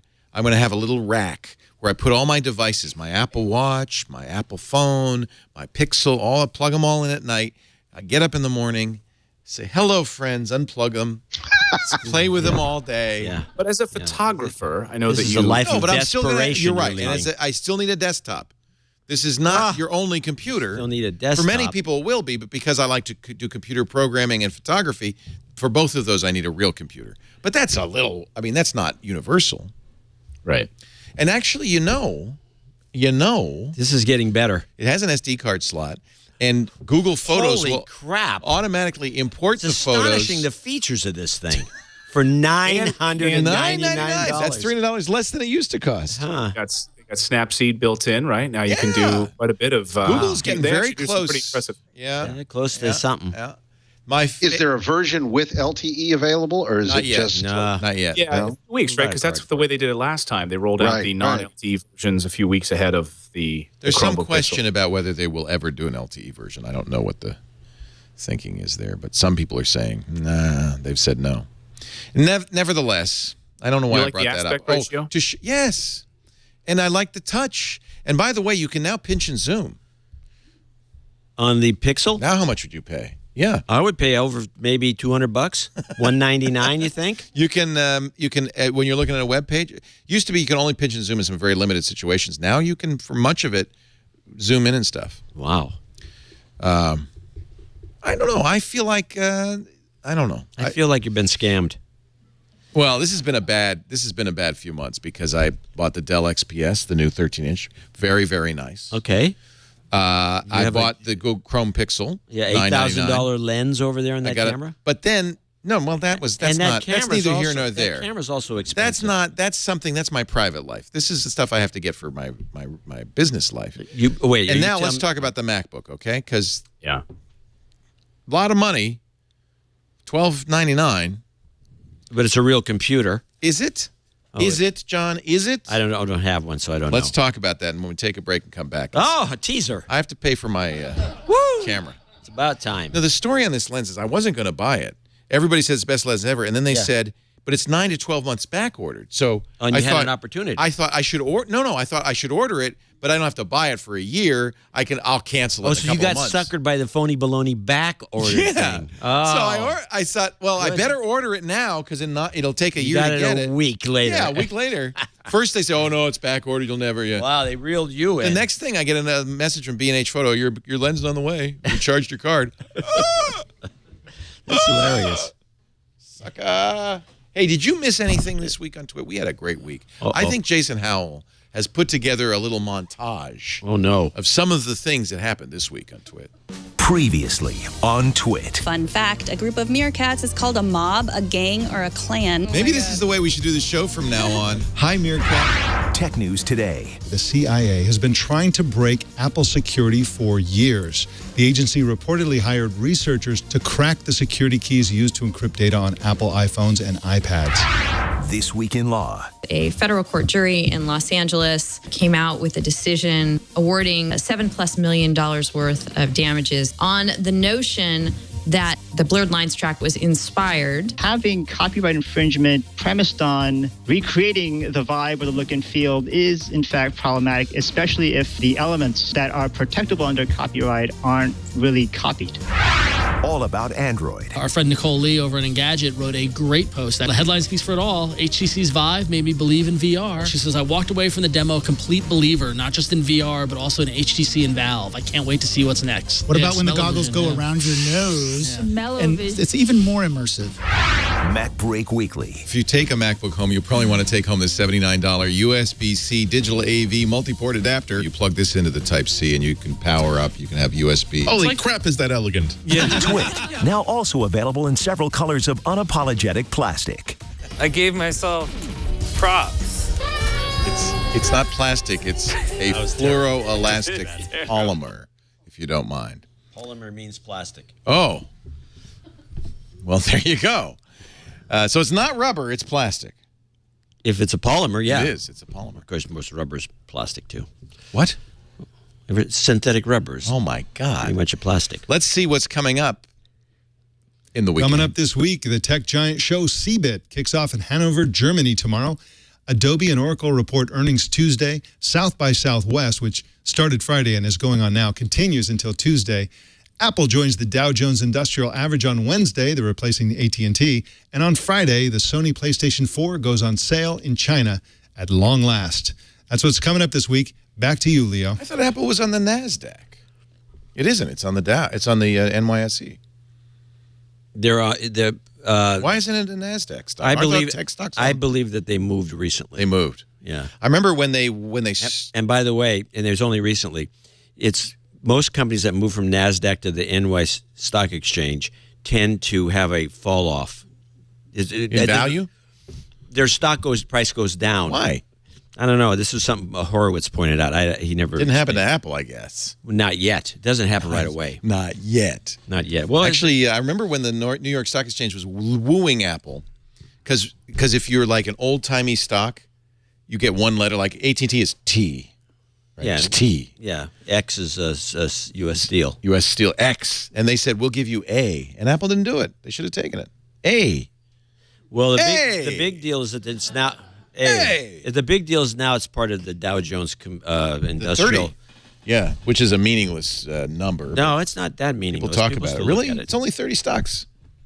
It's small. They all go up and down pretty much. They want it to. Isn't it hysterical? It's going to be a big component's the problem. So when Apple finally collapses, which is huge. I know. Oh. Okay, hey, you can say. Short. Are you selling short the Dow? You'd short Apple, but not in the next few years. But at some point. Next few years? Well, when? As soon as they get rid of Tim Cook. Okay. So that you've heard it here first. Well, I'm just using the model that what happened when Scully took over. Scully took over Apple. Yeah. The company drove it into the ground. No, he didn't. It was 10 times more sales when Scully was there. He did a 10x. Wow. And then things flattened out a little bit, so they said, "Well, we got to do better than this." And they got rid of Scully. Spindler comes in, the stock tanks, and then they bring in another guy who really tanks. Yeah. Boom. So Scully was actually a benefit to the company. There you go. I'm learning People something every always day. blame Scully. Well, you might say Scully just came in at the right time. He was the guy who created the Newton. There was a product. iPad. He's just ahead of his time. Our show today brought to you by the folks at Shutterstock Images. You know, I was watching House of Cards. Good show. I don't know if you ever see it. Ever hear of it? On Netflix. At the end, it says... Apparently the third season stinks. Yeah, it's terrible. No, it's good. Well, it's different. It's different. Filled with propaganda. For Windows Phone, actually. There's a lot of Windows Phone in it. Oh, that's probably product placement. They got money for that. Oh, yeah, they got some. But then there's also Apples and there's Windows machines. But the bad guys have... Samsung with the tossing the image from one screen to the other. It was a Samsung. Oh, that was so bad. That was bad. It's like, and very blatant. Stop the show. Now watch as I take my Samsung tablet and throw it to the screen. And then continue the show. That was the worst. Oh, that was like so... in it was like in Man of Steel. Remember when? Zod was taking over everything, and they were all on Windows phones. Like all of these reporters are using Windows phones. Yeah. And she says, even my RSS feed. And she holds up her. He's being manipulated by Zod. Right. Oh my God. Anyway, at the end of House of Cards, one of the things I noticed is stock footage by Shutterstock. And what I realized, I've seen now in movies, a lot of places they're using Shutterstock for their, and this is a 4K show, for their 4K video. So if you need a aerial shot of Washington, D.C., you're not going to get a helicopter. You're going to go to Shutterstock.com. They now have 49 million high-quality images, stock photos, illustrations, over 2.5 million video clips. It's an amazing resource. And every week they add more, 370,000 images on average every single week. It's a good thing they have the best search in the business. An amazing search engine that lets you find everything. There you go, Washington, D.C., everything you need very quickly. Search not only by topic, but like how many people are in it, the gender of the people, all sorts of interesting ways to search in Shutterstock. Now, you don't even have to have a Shutterstock, buy anything from Shutterstock to use it. You can use it for free. Just create a free account. You don't have to give them a credit card. Now you can not only search, but save images to the Lightbox, share it with other people, use their amazing app. The iPad app won a Webby Award because it's so gorgeous, but also I find a great inspiration for thinking and writing. Just an amazing place. And international, too. Multilingual customer service, more than a dozen countries, full-time customer support throughout the week. It's Shutterstock. If you're looking for an image for your website, your publication, for your advertisement, for your TV show, your movie, Shutterstock. Oh, bacon. Oh, bacon. And bacon we trust. Right. Shutterstock. Did you search for bacon? Sometimes I get hungry. Talk about inspiration. My mouth is literally watering. Shutterstock. Damn you. Damn you, Jason I didn't mean to do this to you, Leo. Even Twit is better with bacon. Oh, everything's better with bacon, baby. It's meat candy. Shutterstock.com. Save 20% off image. Stop it. I feel like my dog Ozzy now. Now I know how Ozzy feels. We're sitting there. We're eating steak. He's sitting on the floor going, I want some. Shutterstock.com for 20% off an image subscription pack. Broccoli. Spinach. I figured we balanced. Shutterstock.com for 20% off image subscription packages on new accounts. We have an offer code for you. Remember this. It's free. You don't need to give them a credit card if you want to use the Lightbox. But if you want to buy Twit 315 for March 2015, Twit 315, Shutterstock.com. Is this the Ides of March? Is it the 15th? Yep. Yeah. Today. Yeah.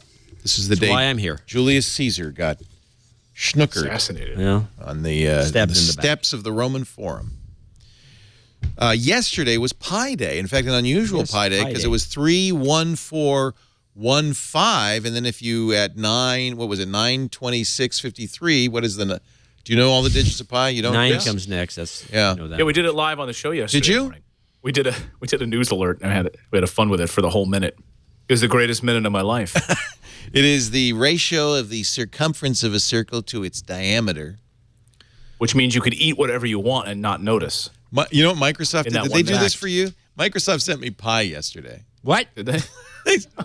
They sent you a pie? Microsoft. I love this. It's also Einstein's birthday. But anyway, they sent me, and they had like 3 apps they wanted to promote on Windows Phone. They sent me pie, and there was apple pie and lemon chess. It was quite good. I think it's probably still out there. I'm going to go get it. Have a piece of pie. Yeah. And then they sent me a Cortana lunchbox. No, that's something. That's probably a collectible. I don't know. I think they just put a round sticker on a lunchbox. Oh, it's just a sticker on a lunchbox? Well, but I opened it up. Inside was a Windows Phone. Oh, they gave you a Windows Phone. It's a $50 Windows Phone. The cheap one. It's really cheap. That's good. That's Microsoft at its best. I'm not knocking it. I'll take it. Oh, yeah. You'll never use it. Oh, no. No. But still. I ate the pie, though. Does that count? You should eat the phone. I have a Cortana lunchbox. Maybe it was poison. Poison pie? Right. I just want to point out, Apple doesn't invite me to events, but Microsoft sends me pie. Generic lunchbox with a sticker on it. I know. That's why I can't get any money out of it. The cheap bastards. The phone is missing. You know what you could do? Looking for the phone. You could flip it on its ear. You could sign it, put it up on eBay right now, and raise money for charity. Ah, I could do that, but I'm not gonna, because I'm grumpy. You should just say Cortana a lot on the. So I am really hopeful now that this Type-C connector is on 2, not 1 but 2, the computers, that we'll see more of these, and someday the day will come when we will no longer have to buy proprietary power adapters for laptops. That day has come with phones. Look at that. There's the adapter. It's a USB micro plug. I would love to see Type-C on computers. Yeah. Everywhere. Do you have a prediction? How long, let's throw down, how long until just about every laptop comes with a USB-C port? Well, I figure, here's what I figure is happening. This happened with the MacBook Air. Everybody in the industry said, wait a minute, no CD-ROM, no DVD drive, you can do that? You can make it really thin, unibody aluminum? Let's wait and see. How does it do? And then after it sold well, Intel invented the Ultrabook, which is an exact clone of it, and every manufacturer made basically MacBook Airs with running Windows. So they're all going to sit back and say, okay, let's see. How does that work for them? Because Apple's been pretty bold here. Did you play with the MacBook? I did, and the keyboard is really fascinating, and with the butterfly keys instead of the scissor keys, so you really don't feel any bouncing at all on the keypad. And it takes some getting used to when you first put your fingers on that keypad. The keys are wider. Only Apple could say, you know, laptop keys are wobbly because they use a scissor spring. So we invented a new spring. I think the wobble, first of all, I never noticed. My understanding is the new one's wobblier than this. This is not wobbly. This is not wobbly. It's a little wobbly. Look at, feel that? See that? No, even Apple it has a little did give, but I think that's intentional. We've invented a key that conforms to your finger. There's something cheaper and about moves to match where you're. See, now the key is just flat. It's flat, yeah. And the touchpad, the trackpad is remarkable, and it's fooling with your brain. Touch. Yeah. Yeah, the Force Touch trackpad. That's what Serenity and Jason and Renee said on our Mac Break Weekly. They've taken out the click, right? It doesn't have a physical press, but they have haptic feedback so that you think it's clicking. Right. So here's just a trackpad on my desk. I don't have my laptop in front of me, but yeah, normally this would bend, clicks down, so you actually get the click. It's an actual click. With the new trackpad, there's no movement at all. It doesn't move at all, but your brain thinks it does because it vibrates. Because it vibrates. So, and the harder you press, the more of a feedback you get from this. And while I'm excited from the laptop perspective, I'm really excited for what it could do for iOS. Yes. Perhaps a removal of the home button. It's gonna. It's for well, they can't get rid of the home button because they need the fingerprint reader. Well, couldn't they do that just on the glass itself? Maybe they could. Huh? Really That's anyway. Interesting. Yeah, wouldn't that be cool? But getting that feedback just from and it's fewer moving parts. But it's remarkable. There were a couple apps I played with just to see if you, for instance, have a folder or an image on your desktop. You hover over it and you press just a little bit harder. It'll bring up a preview mode of that particular image or file. And again, it's just fooling with your brain because you're not actually pushing on anything. Nothing's clicking, but it feels like it is. QuickTime video forwarding through, high speed. The harder you press, going into double, triple, the speed as you watch this motorcycle rider going down. So some different areas in the operating system that you get to play with it, but it doesn't do that all over the place. Apple neither confirms nor denies this will be in the new iPhones, but there is quite a bit of speculation that it will. And just imagine for accessibility. Yeah. The potential in iOS for accessibility as it relates to, Force Touch. This is clearly where they're going. I think this is the very first intrigued. of it. I can't wait to play with it. So you played with it. It works? You feel it works? Yeah, it works really well. And I wish I could spend more time with it than I did. Of course, we'll have to wait till early April to get our hands on the MacBooks for testing. But the controversy is this single port. So one Type-C port, it has a headphone port on the other side, and that's it. So the single port, and the only other hole on the whole device is a headphone jack. Yeah. So is this the MacBook for everyone? Clearly not. Is it the MacBook for power users? Clearly not. But it could be the widest spread adoption of MacBooks that we see. Yeah. But this does presage the death of the MagSafe, it looks like. Thank God, because proprietary adapters suck. And every laptop has always had a proprietary Although the MagSafe is so, I don't know how many times I've kicked that thing out. I agree with this. And I have it's so funny. It's a great product. It's so funny. That's how Apple sold it. How many times have you almost, tripped over and it pulls the laptop off the... Steve Jobs said that on stage, and it's so right. And now it's it's like, oh, never mind. Don't forget that. But, even the most recent iteration of the MagSafe has been poo-pooed in the press because Andy Anako says it falls off all the time. I haven't had that experience, but... Yeah. But nevertheless, this was a very Apple product, the MagSafe. I feel like they're taking a big chance, but only Apple... Not only Apple, but this is what Apple's known for. Beginning of the end, Leo. Of what? Taking chance, the next thing you know, down the drain. Down the drain. Or innovation. I might as well stick with that theory because everyone hates me with my attitude toward the Apple anyway. Someone wrote on My Meerkat, Matt McHale writes, does Dvorak have a heart? Maybe that's why he doesn't like the Apple Watch. It won't be able to watch his heartbeat. Ooh. Wow. It's that like got to me. It's like giving I don't know what to think now. It's like giving him a mirror. Can't see himself. I'm not there. I'm just going to take as much abuse as you guys think you're dishing out. No, we love you, John. You know that. I do think it's a bold thing to do, and I've seen a lot of hate for Apple. And also the Core M processor they're using, it is a Broadwell chip, but it's very slow, but it's very low power. And so it'd be interesting to watch how this does. I thought I was going to get it. I had that Techno Lust that Phil Schindler was talking about. He said literally #Techno Lust. And but then I thought better of it, and if you've got a MacBook Pro, a modern MacBook Pro, there's really no reason to lust over this. I think it's just it's an attempt by Apple to sell more of those $29 adapters that you have to have every time you buy a new big MacBook. $79. $79. And why Apple, for a $12.99 computer, couldn't bundle the gosh darn adapter in? Oh, $79. I hate that. You didn't get enough with the $12.99. Now you want $79? That's funny. Yeah. It is interesting. I don't plug much into my laptop, though. I feel like there are people who you should look at how you use it. Are you always plugging stuff into your laptop, or is it's the same thing with the DVD? Oh, we got to have a DVD drive, and then but when do you ever use that? You don't miss that. I got a super drive. I got a super drive here for my new iMac. And I never use it. I use it like once a year. And it's only because I found an old CD that I wanted to burn that I forgot that I didn't put in my... That did happen to me, though. When I get CDs or DVDs, I don't have any way to use them at all now. I can't... So I have to keep an old Mac Pro around. I guess I should buy a super drive. Yeah. It's just weird. It's like, I don't have it... People send me DVDs, and I'm looking. I don't have a hole for it. So right now, I've got plugged into my MacBook Pro. I have the USB headset that you sent me. I've got power. I've got, and I wanted to, but I forgot my iPad.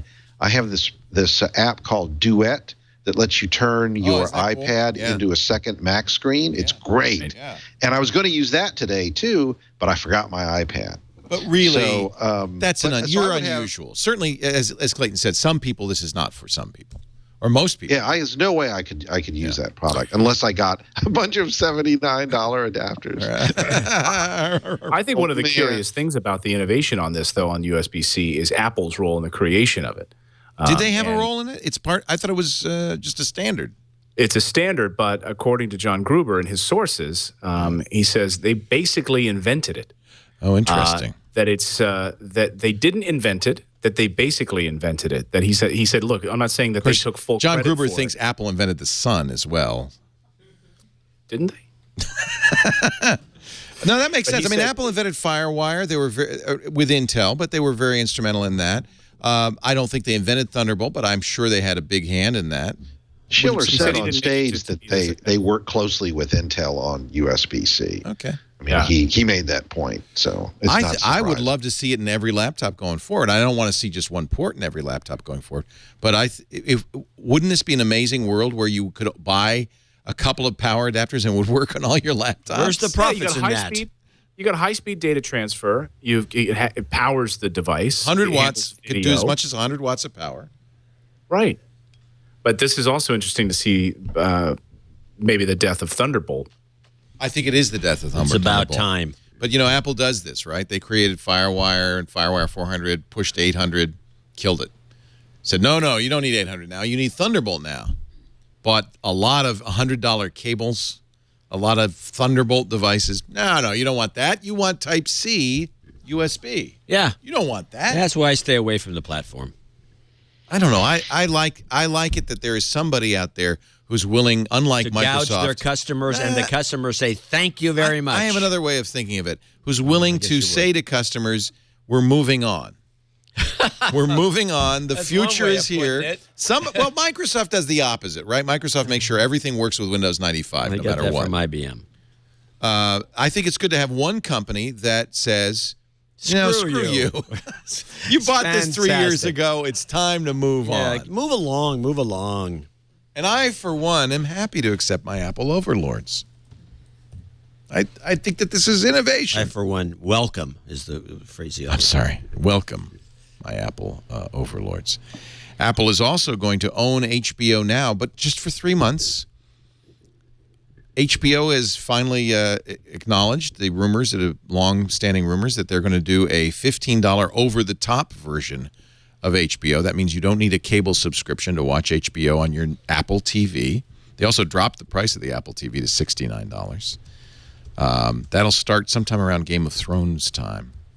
Yeah, mid-April. Yeah, we mentioned that at the beginning of the show, but I think that this is the other thing we didn't talk about is how important this is to break the hegemony of the cable networks over broadcast. I think this is the first I like crack. That word. You like that word? That's a great word. Yeah. Well, Sling TV was the first crack. Sling TV, $20. You get Sling ESPN, TV. you get CNN, a couple of Disney channels, some other And channels you don't AMC, care about. AMC now. So that means you get The Walking Dead and Mad Men, two of the hottest shows on television. That's part of Sling and TV? Better Call Saul. Yeah. And if you watch, I was just watching Sling TV this afternoon. I'm a big fan. I watch it all the time. And I don't have cable where we go up to up in the woods. Yeah. And, just use that. And if you use it on a Roku 3 or it's super fast, and they've got the ads right there in line. You know, if you want AMC for Walking Dead, they've got the ads right inside of Sling TV for what's coming up. You can choose, the interface is really easy. You can choose like what's on right now or just scroll through the channels. You got the cooking channel, you got the Food Network, you got ESPN, ESPN2, all the ESPN channels, so live sports. I don't know that Sling TV was the first crack. ESPN seems to maybe have created the first crack because often people pointed to ESPN and some of the major news networks for the reasons that they kept cable in the first place. Right. So when ESPN started decoupling itself and putting itself out there with the Watch ESPN apps, their new interface on the iPad and the iPhone is fantastic.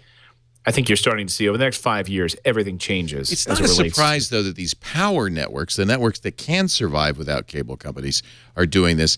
But the little guys, the Speed Channel, the National Geographic Channel, Fox News. When are they? No, I'm sorry. I had to throw that in. But you're not going to see them do that. They cannot survive without cable distribution. You think that, though? My brother was just visiting. He's an outdoorsman. He lives down in Texas, and he hunts all the time. And he was just sitting here. I was doing some things around the house, and he was just flipping around the channels. He's watching Velocity Network. It's a network. It's on my file. I never even knew I had it. You can watch that, though, without over the top? No. No, but what I'm saying is that I think there's an audience for those that type of programming. And I think that those audiences tend to find it. They subscribe to those magazines that I've never heard of. They go to those events. They go to those things. So if you had an app where my brother Tim could just download the app right on his iPhone, would do it. He might do it. He might watch those shows. Or if you bundled a bunch of them together. Yeah, perhaps like Sling has done. So or Sling join TV. the Sling movie. Yeah. Right. Their service where you end up can do extra channels, extra sub channels for $5 in packages. I did a blog post last week in which I looked at if you took all of the major ones, Hulu, Sling TV, HBO Now, add, say, one of the add-on packs on Sling TV, and you kind of put all these together, you're paying about $65 a month, where you begin to approach the cost of some of the lowest TV-only cable packages. Right. So you're kind of getting back up there. If you've cut the cord to save money, and you're trying to rebuild it, you're not going to save much money. Well, that's the truth. I mean, I think that it's pretty obvious the cable companies have seen this coming. There's no way you're going to be able to get internet and all your channels for less than you're paying right now. Might even cost more. So if you put together I'm not doing all those, but let's say that I'd pay about $65 for 100 megabits down. And you add that $6, that's $130, and suddenly I'm back to where I was before I dropped cable. Clayton, you probably don't know these deals. I know the deals with Tech TV. When we signed with cable MSOs, the cable companies have all the power in that relationship. You're begging them, please carry my channel. And among other things they said, and this was 1998 through 2006, so it may have changed, but they said you may not stream your channel. You may not put more than 10 minutes of your content on the internet per hour. Favored nations is what they call it. Yeah. So I imagine those rules are still, or maybe not. It depends. I think part of the deal is whatever it is. I mean, the joke about Tech TV and Ziff Davis TV was that they couldn't get the local market, the San Francisco market. It took forever. We never did. I don't think they ever did. Yeah. No, that's a horrible business. Yeah, well, I wouldn't want to be a new cable channel, and I don't imagine there are very many new cable channels, but there are a lot of people who have existing cable channels, and I wonder if they have an over-the-top future or if they're just going to go away. Yeah, what is it, like $6 a month or $5 a month? Some of the more expensive ones are ESPN, $16 for ESPN. $16? Yeah. So that's what the cable company pays per subscriber to ESPN. Horrible. That's all. That's I think the most expensive channel because everybody wants to watch ESPN. That's the one people want. And ESPN's been pulling some stunts too. I mean, if I'm not mistaken, the national championship game for the NCAA football was ESPN only, if I'm not mistaken. And I know that they're showing all these basketball games. And by the way, the brackets are out.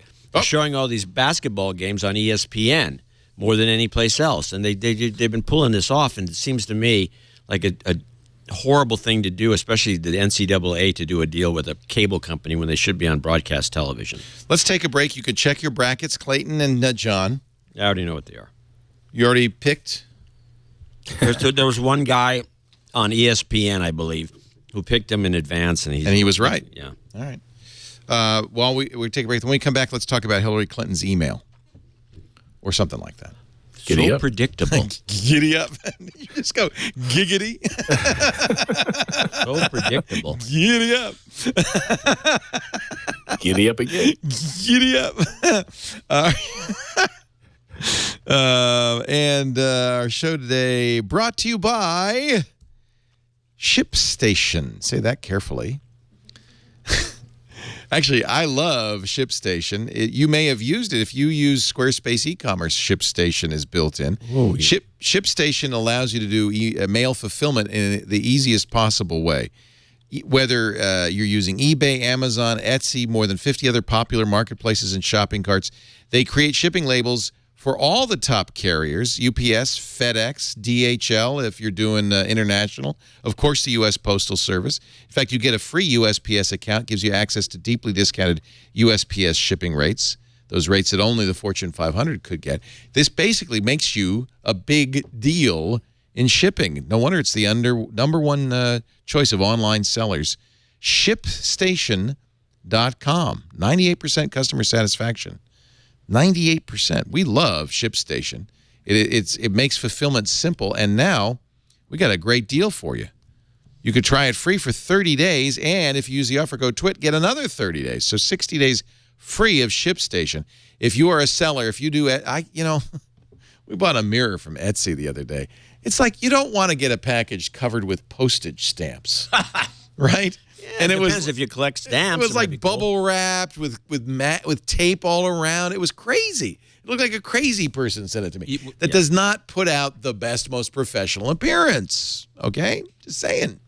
ShipStation.com. Well, but I have to think twice about going back to them now. I don't know. Why? You got the product. It was fine. Was it a good product? It was a mirror.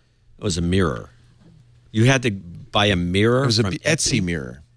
Etsy, eBay, Amazon, Squarespace, Yahoo, all of the big merchants, everybody supports it, and it lets you ship so easily. You got to try it. ShipStation. Ship in a snap from ShipStation.com. And don't forget that TWIT offer. Click the microphone at the top of the page there. It says, what does that say? It's so tiny. It says, heard our ad? Heard our ad? Click the microphone, and you'll use the offer code TWIT. You'll get 60 days. See that? Free bonus month. I love it. Welcome. I like this. I've looked into this operation. I think this is probably what they've done is they've modernized it. Warehousing is not a new thing. No. There's tons of it. And you can find a place that would warehouse your stuff and drop shipping and send them labels. But they've kind of put themselves in a position where they've done the hard part which is the communications, the orders to the and do it all in some modern fashion, because it has not been modernized. You can even say, here's the package, who's the best price for shipping, things like that. Well, you would probably it's a great way to do that up to do it. Yeah, it's really great. ShipStation. I will be shipping books through them. Are you? Yeah, I think I'll do that. Are you going to sell your own books direct now? Yeah, why not? Print them too? You use that operation that Amazon has set up out in North Carolina, whatever they're called. And then they send you a big box of books? And no, they would send them straight to ShipStation. They do it all. Yeah. Yeah. That's actually, a publisher gives you nothing at this point that you can't do yourself. Well, it depends. A lot of people can't do publicity. They don't know how to do marketing. They don't know how to. Well, yeah, John is so bad at marketing. But actually, if you think about it, you can hire a freelance editor, hire a freelance designer. Actually, there's a lot of good copy editors floating around. Yeah. They're living in the sticks because they can't get jobs in New York anymore. And they work inexpensively. They're not dirt cheap by any means. Well, you don't want to, save too much on your copy editor. So you get a copy editor, you put the thing together. You get index, and then everything's done. The index is a little challenging. Is it? Oh, yeah. That's a challenge. You mean like that would be a good career for somebody to be an indexer? There are people that are really good at it. Oh, it's an art. Indexing is not easy. Yeah. You see a lot of self-published books that have no index in the back. Right. You go, oh, this guy, because you couldn't deal with it. You can't. The automatic systems that are computerized, you can go on the web. They suck. They don't do a good job. Pogue does his own indexes, which I thought was kind of interesting. He does it on his own by himself. Yeah, but what he does, he uses NetDragon, naturally speaking. So he'll go through the book and dictate the index, basically. Because that's what you have to do, right, is go through the text of the book and figure out what is a keyword. Yeah, that's important if someone's going to look it up. Page 51, I talk about. Yeah, isn't that clever? It's it is an interesting idea. Yeah. I hope I haven't given away proprietary It cost a lot of money to get for a good index. That's why Pogue, he was a cheap guy. He's a cheapskate. Yeah. He's well known. Yeah, well known as such. No, I'm just kidding. I love David. All right, so Hillary Clinton's email. There's a political angle to it, and I'm sure, Clayton, you've talked a lot about it. John, you've talked a lot about it. But there is a technical angle to it. She actually was running a Windows server in her basement, clintonemail.com, and a company called Venify, which does, or Venify, I'm sorry, Venify TrustNet keeps track of certificates and stuff. So they have historic data. Oh, cool. So because of it, they know, for instance, when clintonemail.com got a email certificate. They've done digital certificate analysis 3 digital certificates were used with ClintonEmail.com since 2009. Those are well done, and they are good, but she was Secretary of State for 3 months before the server was encrypted or authenticated.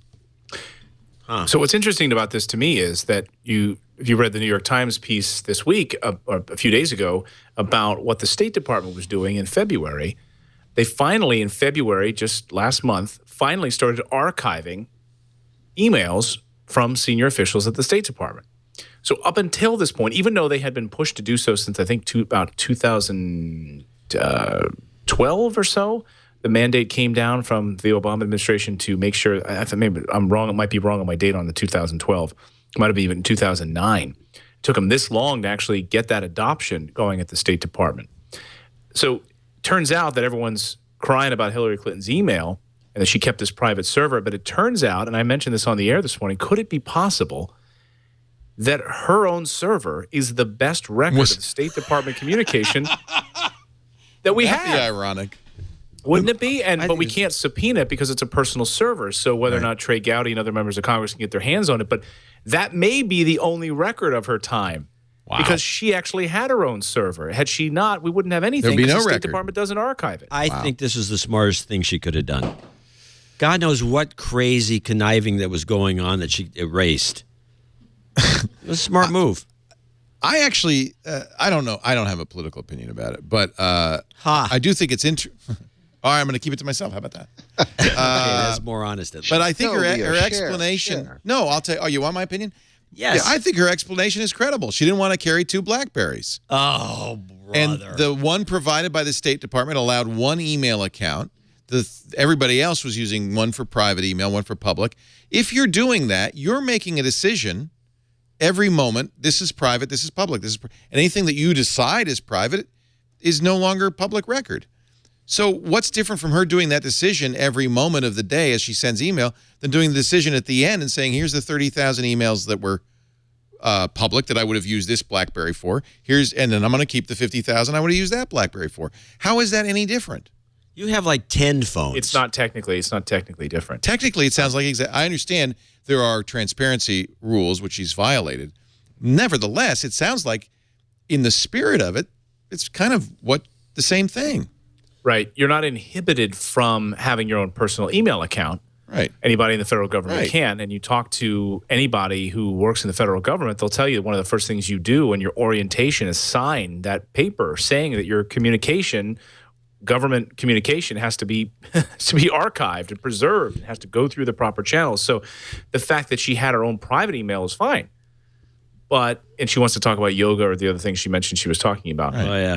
That's fine. There is the issue, and that's why I raised this issue of the certificate. There is a security issue, mostly because she would be, as many have pointed out, a very prime target for foreign governments and so forth because she's talking about trade agreements and things like that. And but the U.S. servers are also prime targets. And in fact, this week, the State Department had to shut down its non-classified email because of malware. Right. So it doesn't mean that just because it's on government property that it's any more secure. Good point. Yeah, exactly. I mean, and look, God knows, we know that the NSA was snooping on members of Congress. I mean, they have everything. So what? By the way, doesn't the NSA probably have a copy of these emails anyway? We hope so.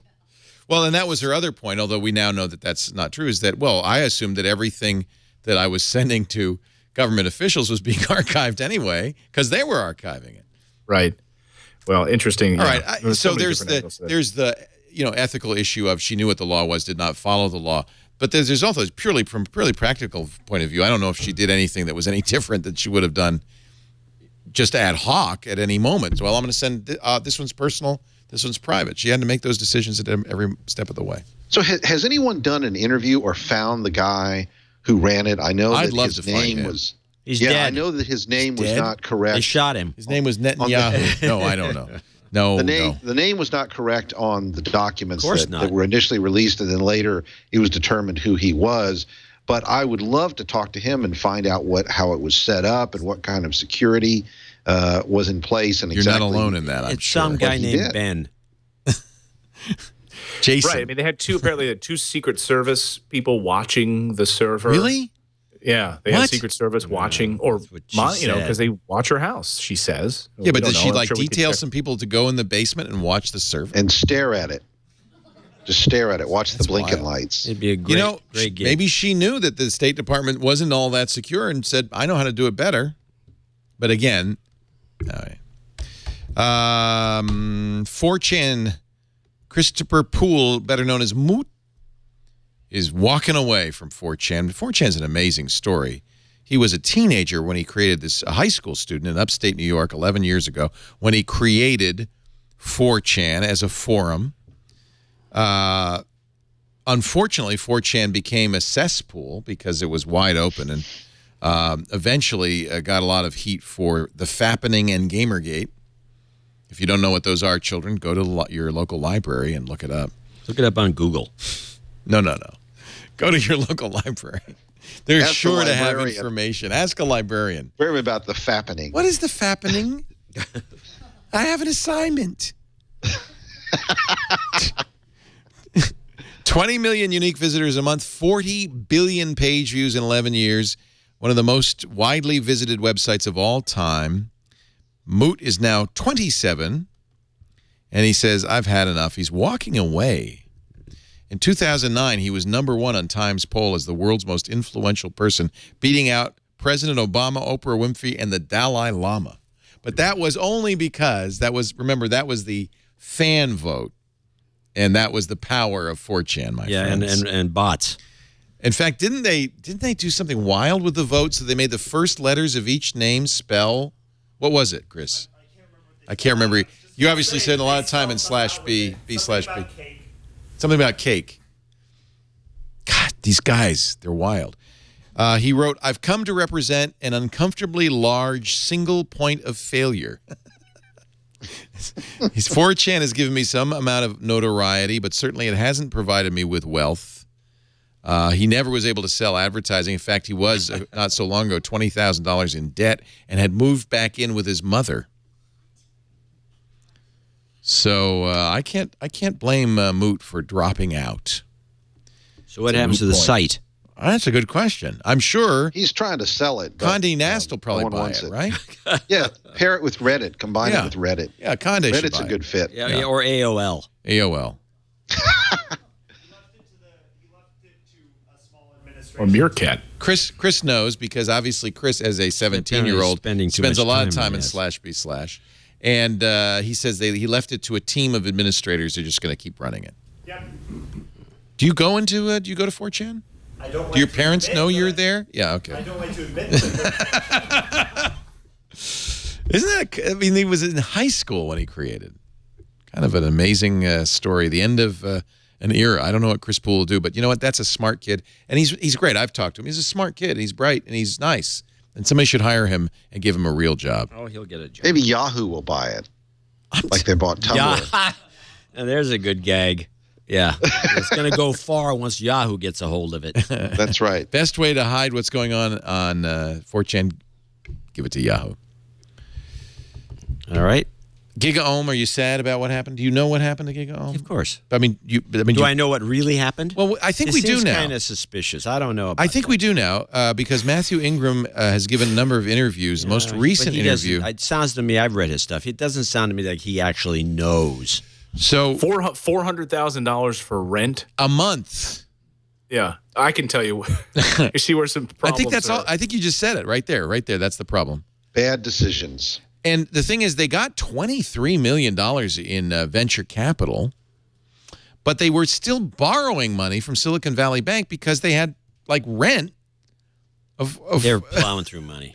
So they ran out of money, and the banks. It wasn't the venture capitalists. Venture capitalists, in this respect, had a little bit more patience than the banks. Banks have no patience. They pushed out the CEO. They brought on an executive from Dow Jones, lent the company more money, borrowed more money, and eventually the creditors said, nah, that's enough. What was the value of GigaOM? I mean, virtually nothing from what I can tell. What Ingram said, and I believe this is true, that it was the problem was never the editorial side. That was it's a very profitable editorial side.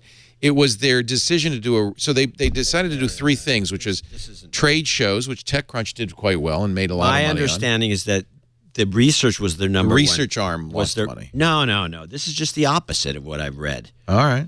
The research arm is the one that had the potential to be profitable. The trade show thing was doing well, and it was the editorial that was losing all the money. Of course, Matthew's part of the editorial, so he disagrees. He thinks it's a trade. It's those guys over there. There's about 7 or 8 articles out floating around. Yeah, it about is. this, Interesting. They're all the disagreeing Recode article. The Recode article that you were looking at, Leo, says that it was the research arm that was dragging them down. Yeah, and that's from Matthew's interview. Yeah. So I think the only reason I bring it up, it doesn't mean it's the end of the line for tech journalism or tech blogs. No, it's the end. Is it? The end is near, Leo. Oh, crap. So we shouldn't project from this, should we? Well, it's just an incident. These things just an happen. incident. And they didn't get enough money. I think that the operation, Vox, they've got like $200 million in Yeah, they're VC doing all money. right. Yeah.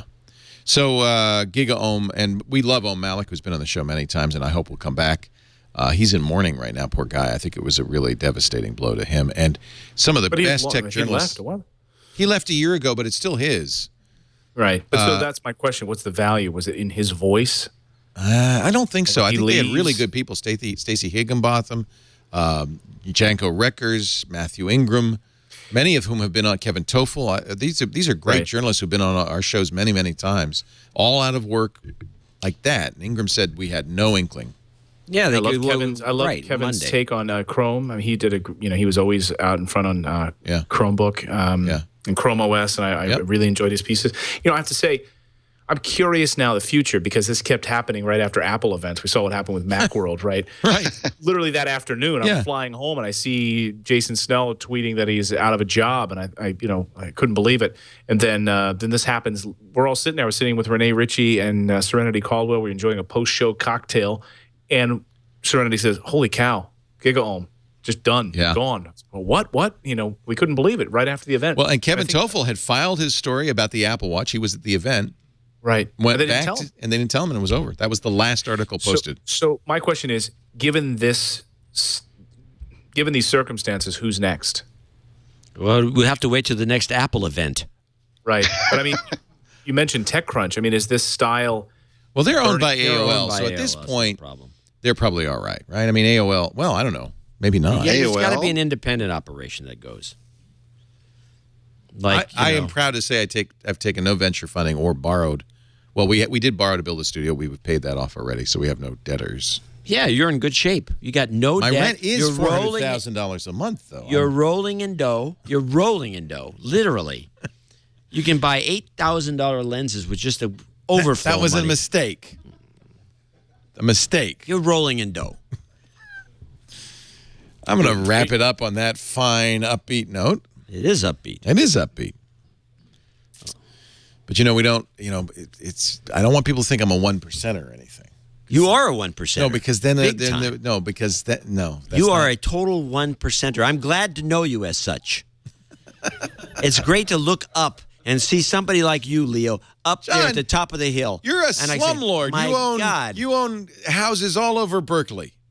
No, I don't. Oh, okay. Anyway, hey, it's always a lot of fun. John, you're the best. I don't know what I would do if you weren't here. Will you come back April 19th? I'm coming back to the giant party you're going to throw. We are going to have April so much 19th fun. April 19th is going to be holy 10th moly. anniversary of Twit. Yeah, I heard this. Yeah. So you're going to be, and I, Clayton and Dwight, the only reason you're not invited is because it's all the people who were part of the first few episodes of Twit. But please, if you want to record something, we're looking for people to record messages of love, affection, hatred, whatever. We've actually so if I showed up on your doorstep on April 19th, you'd be more than turn welcome. me away? I'll have a gabagool sandwich waiting for you. Fly in. Fly in. More than welcome. Maybe I will. Yeah. Hey, we'd love Maybe that. I will. You know what? More the merrier. Every former Twit host who wants to come, April 19th, 10th anniversary. 10 years. What's been the hardest thing that you've faced? What's been the biggest hurdle? Counting the money.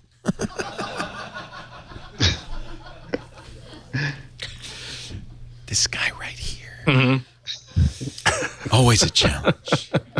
Always a challenge. No. I can think of all the blessings of it, which is, for instance, knowing people like you guys and getting to talk every week with great people like that. That really is what makes this fun for me. The hard thing is running a business is a pain in the ass. But I have somebody to do that for me, thank God now, and I don't have to think about that. Firing people is hard. Managing people is hard. Oh. Why are you making weird sounds I'm for? I'm trying to be sympathetic. Losing weight is hard. Yeah. Oh. Anyway, thank you for being here, Mr. Clayton Morris. Always a pleasure. Give my love to Natalie, and Thank you. Miles, and Verna, and the whole gang. My mom, my dad, my extended cousin. Following Clayton on Path has really been a kind of an eye opener, a window into life. You've gotten to see babies. Yeah. Grow into toddlers. Awesome. Now they're playing with their first lightsabers. Awesome. It's really it's a progression. It's really crazy how they grow up like that. So always a treat. Thank you much so much for being here, Clayton. We really appreciate it. Fox and Friends at Clayton Morris, and follow his Twitter account because he really is going to meerkat the hell out of this place. I am. I'm meerkatting right now. Right now, he's meerkatting while we talk. That's right. Yeah. Hi everyone. Dwight Silverman, the anti-meerkat. I'll meerkat. He's going to do it too. blog.cron.com/techblog. It's always a pleasure. Please do come up. You'd be more than welcome. I'll never forget sitting. That was one of my highlights of my career, sitting outside the Apple iPad event on our lounge chairs, right? You came over. We talked about the iPad. That was a lot of fun. That's right. It was cold out there, too, if I remember January, right. bitterly cold, yeah. Cold, like 65 degrees. It was freezing. Freezing. In San Francisco. Yeah, it was damp, too.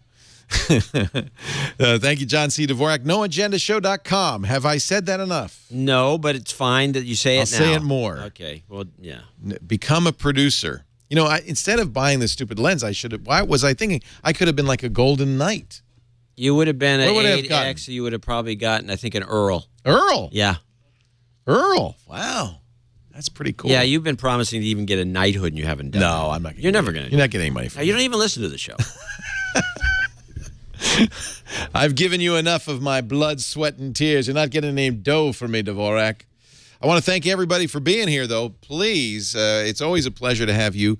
We do this show every Sunday, about 3 p.m. Pacific, 6 p.m. Eastern Time. That would be 2200 UTC, I think. Do meerkats whistle? If you want to watch live, if you don't, of course, on-demand audio and video always available of all of our shows, twit.tv, or using our great apps or wherever you get podcasts, all of those places. But please subscribe. That way you get each and every episode. You don't miss a moment. And again, make a note of that. Save the date, April 19th. If you want to be here in studio, we would love to have you, but please, there is a limit. The fire marshal does limit how many people we can have in here. So email tickets@twit.tv. And we will require that you do that before we let you in, because we want to make sure everybody who plans ahead gets in, except for you, Dwight. The fire marshal does not count you at all. So I am not a person. You're always welcome to the Twit Studios. Thank you, everybody. Appreciate it. Go get your brackets now, because another Twit is in the can.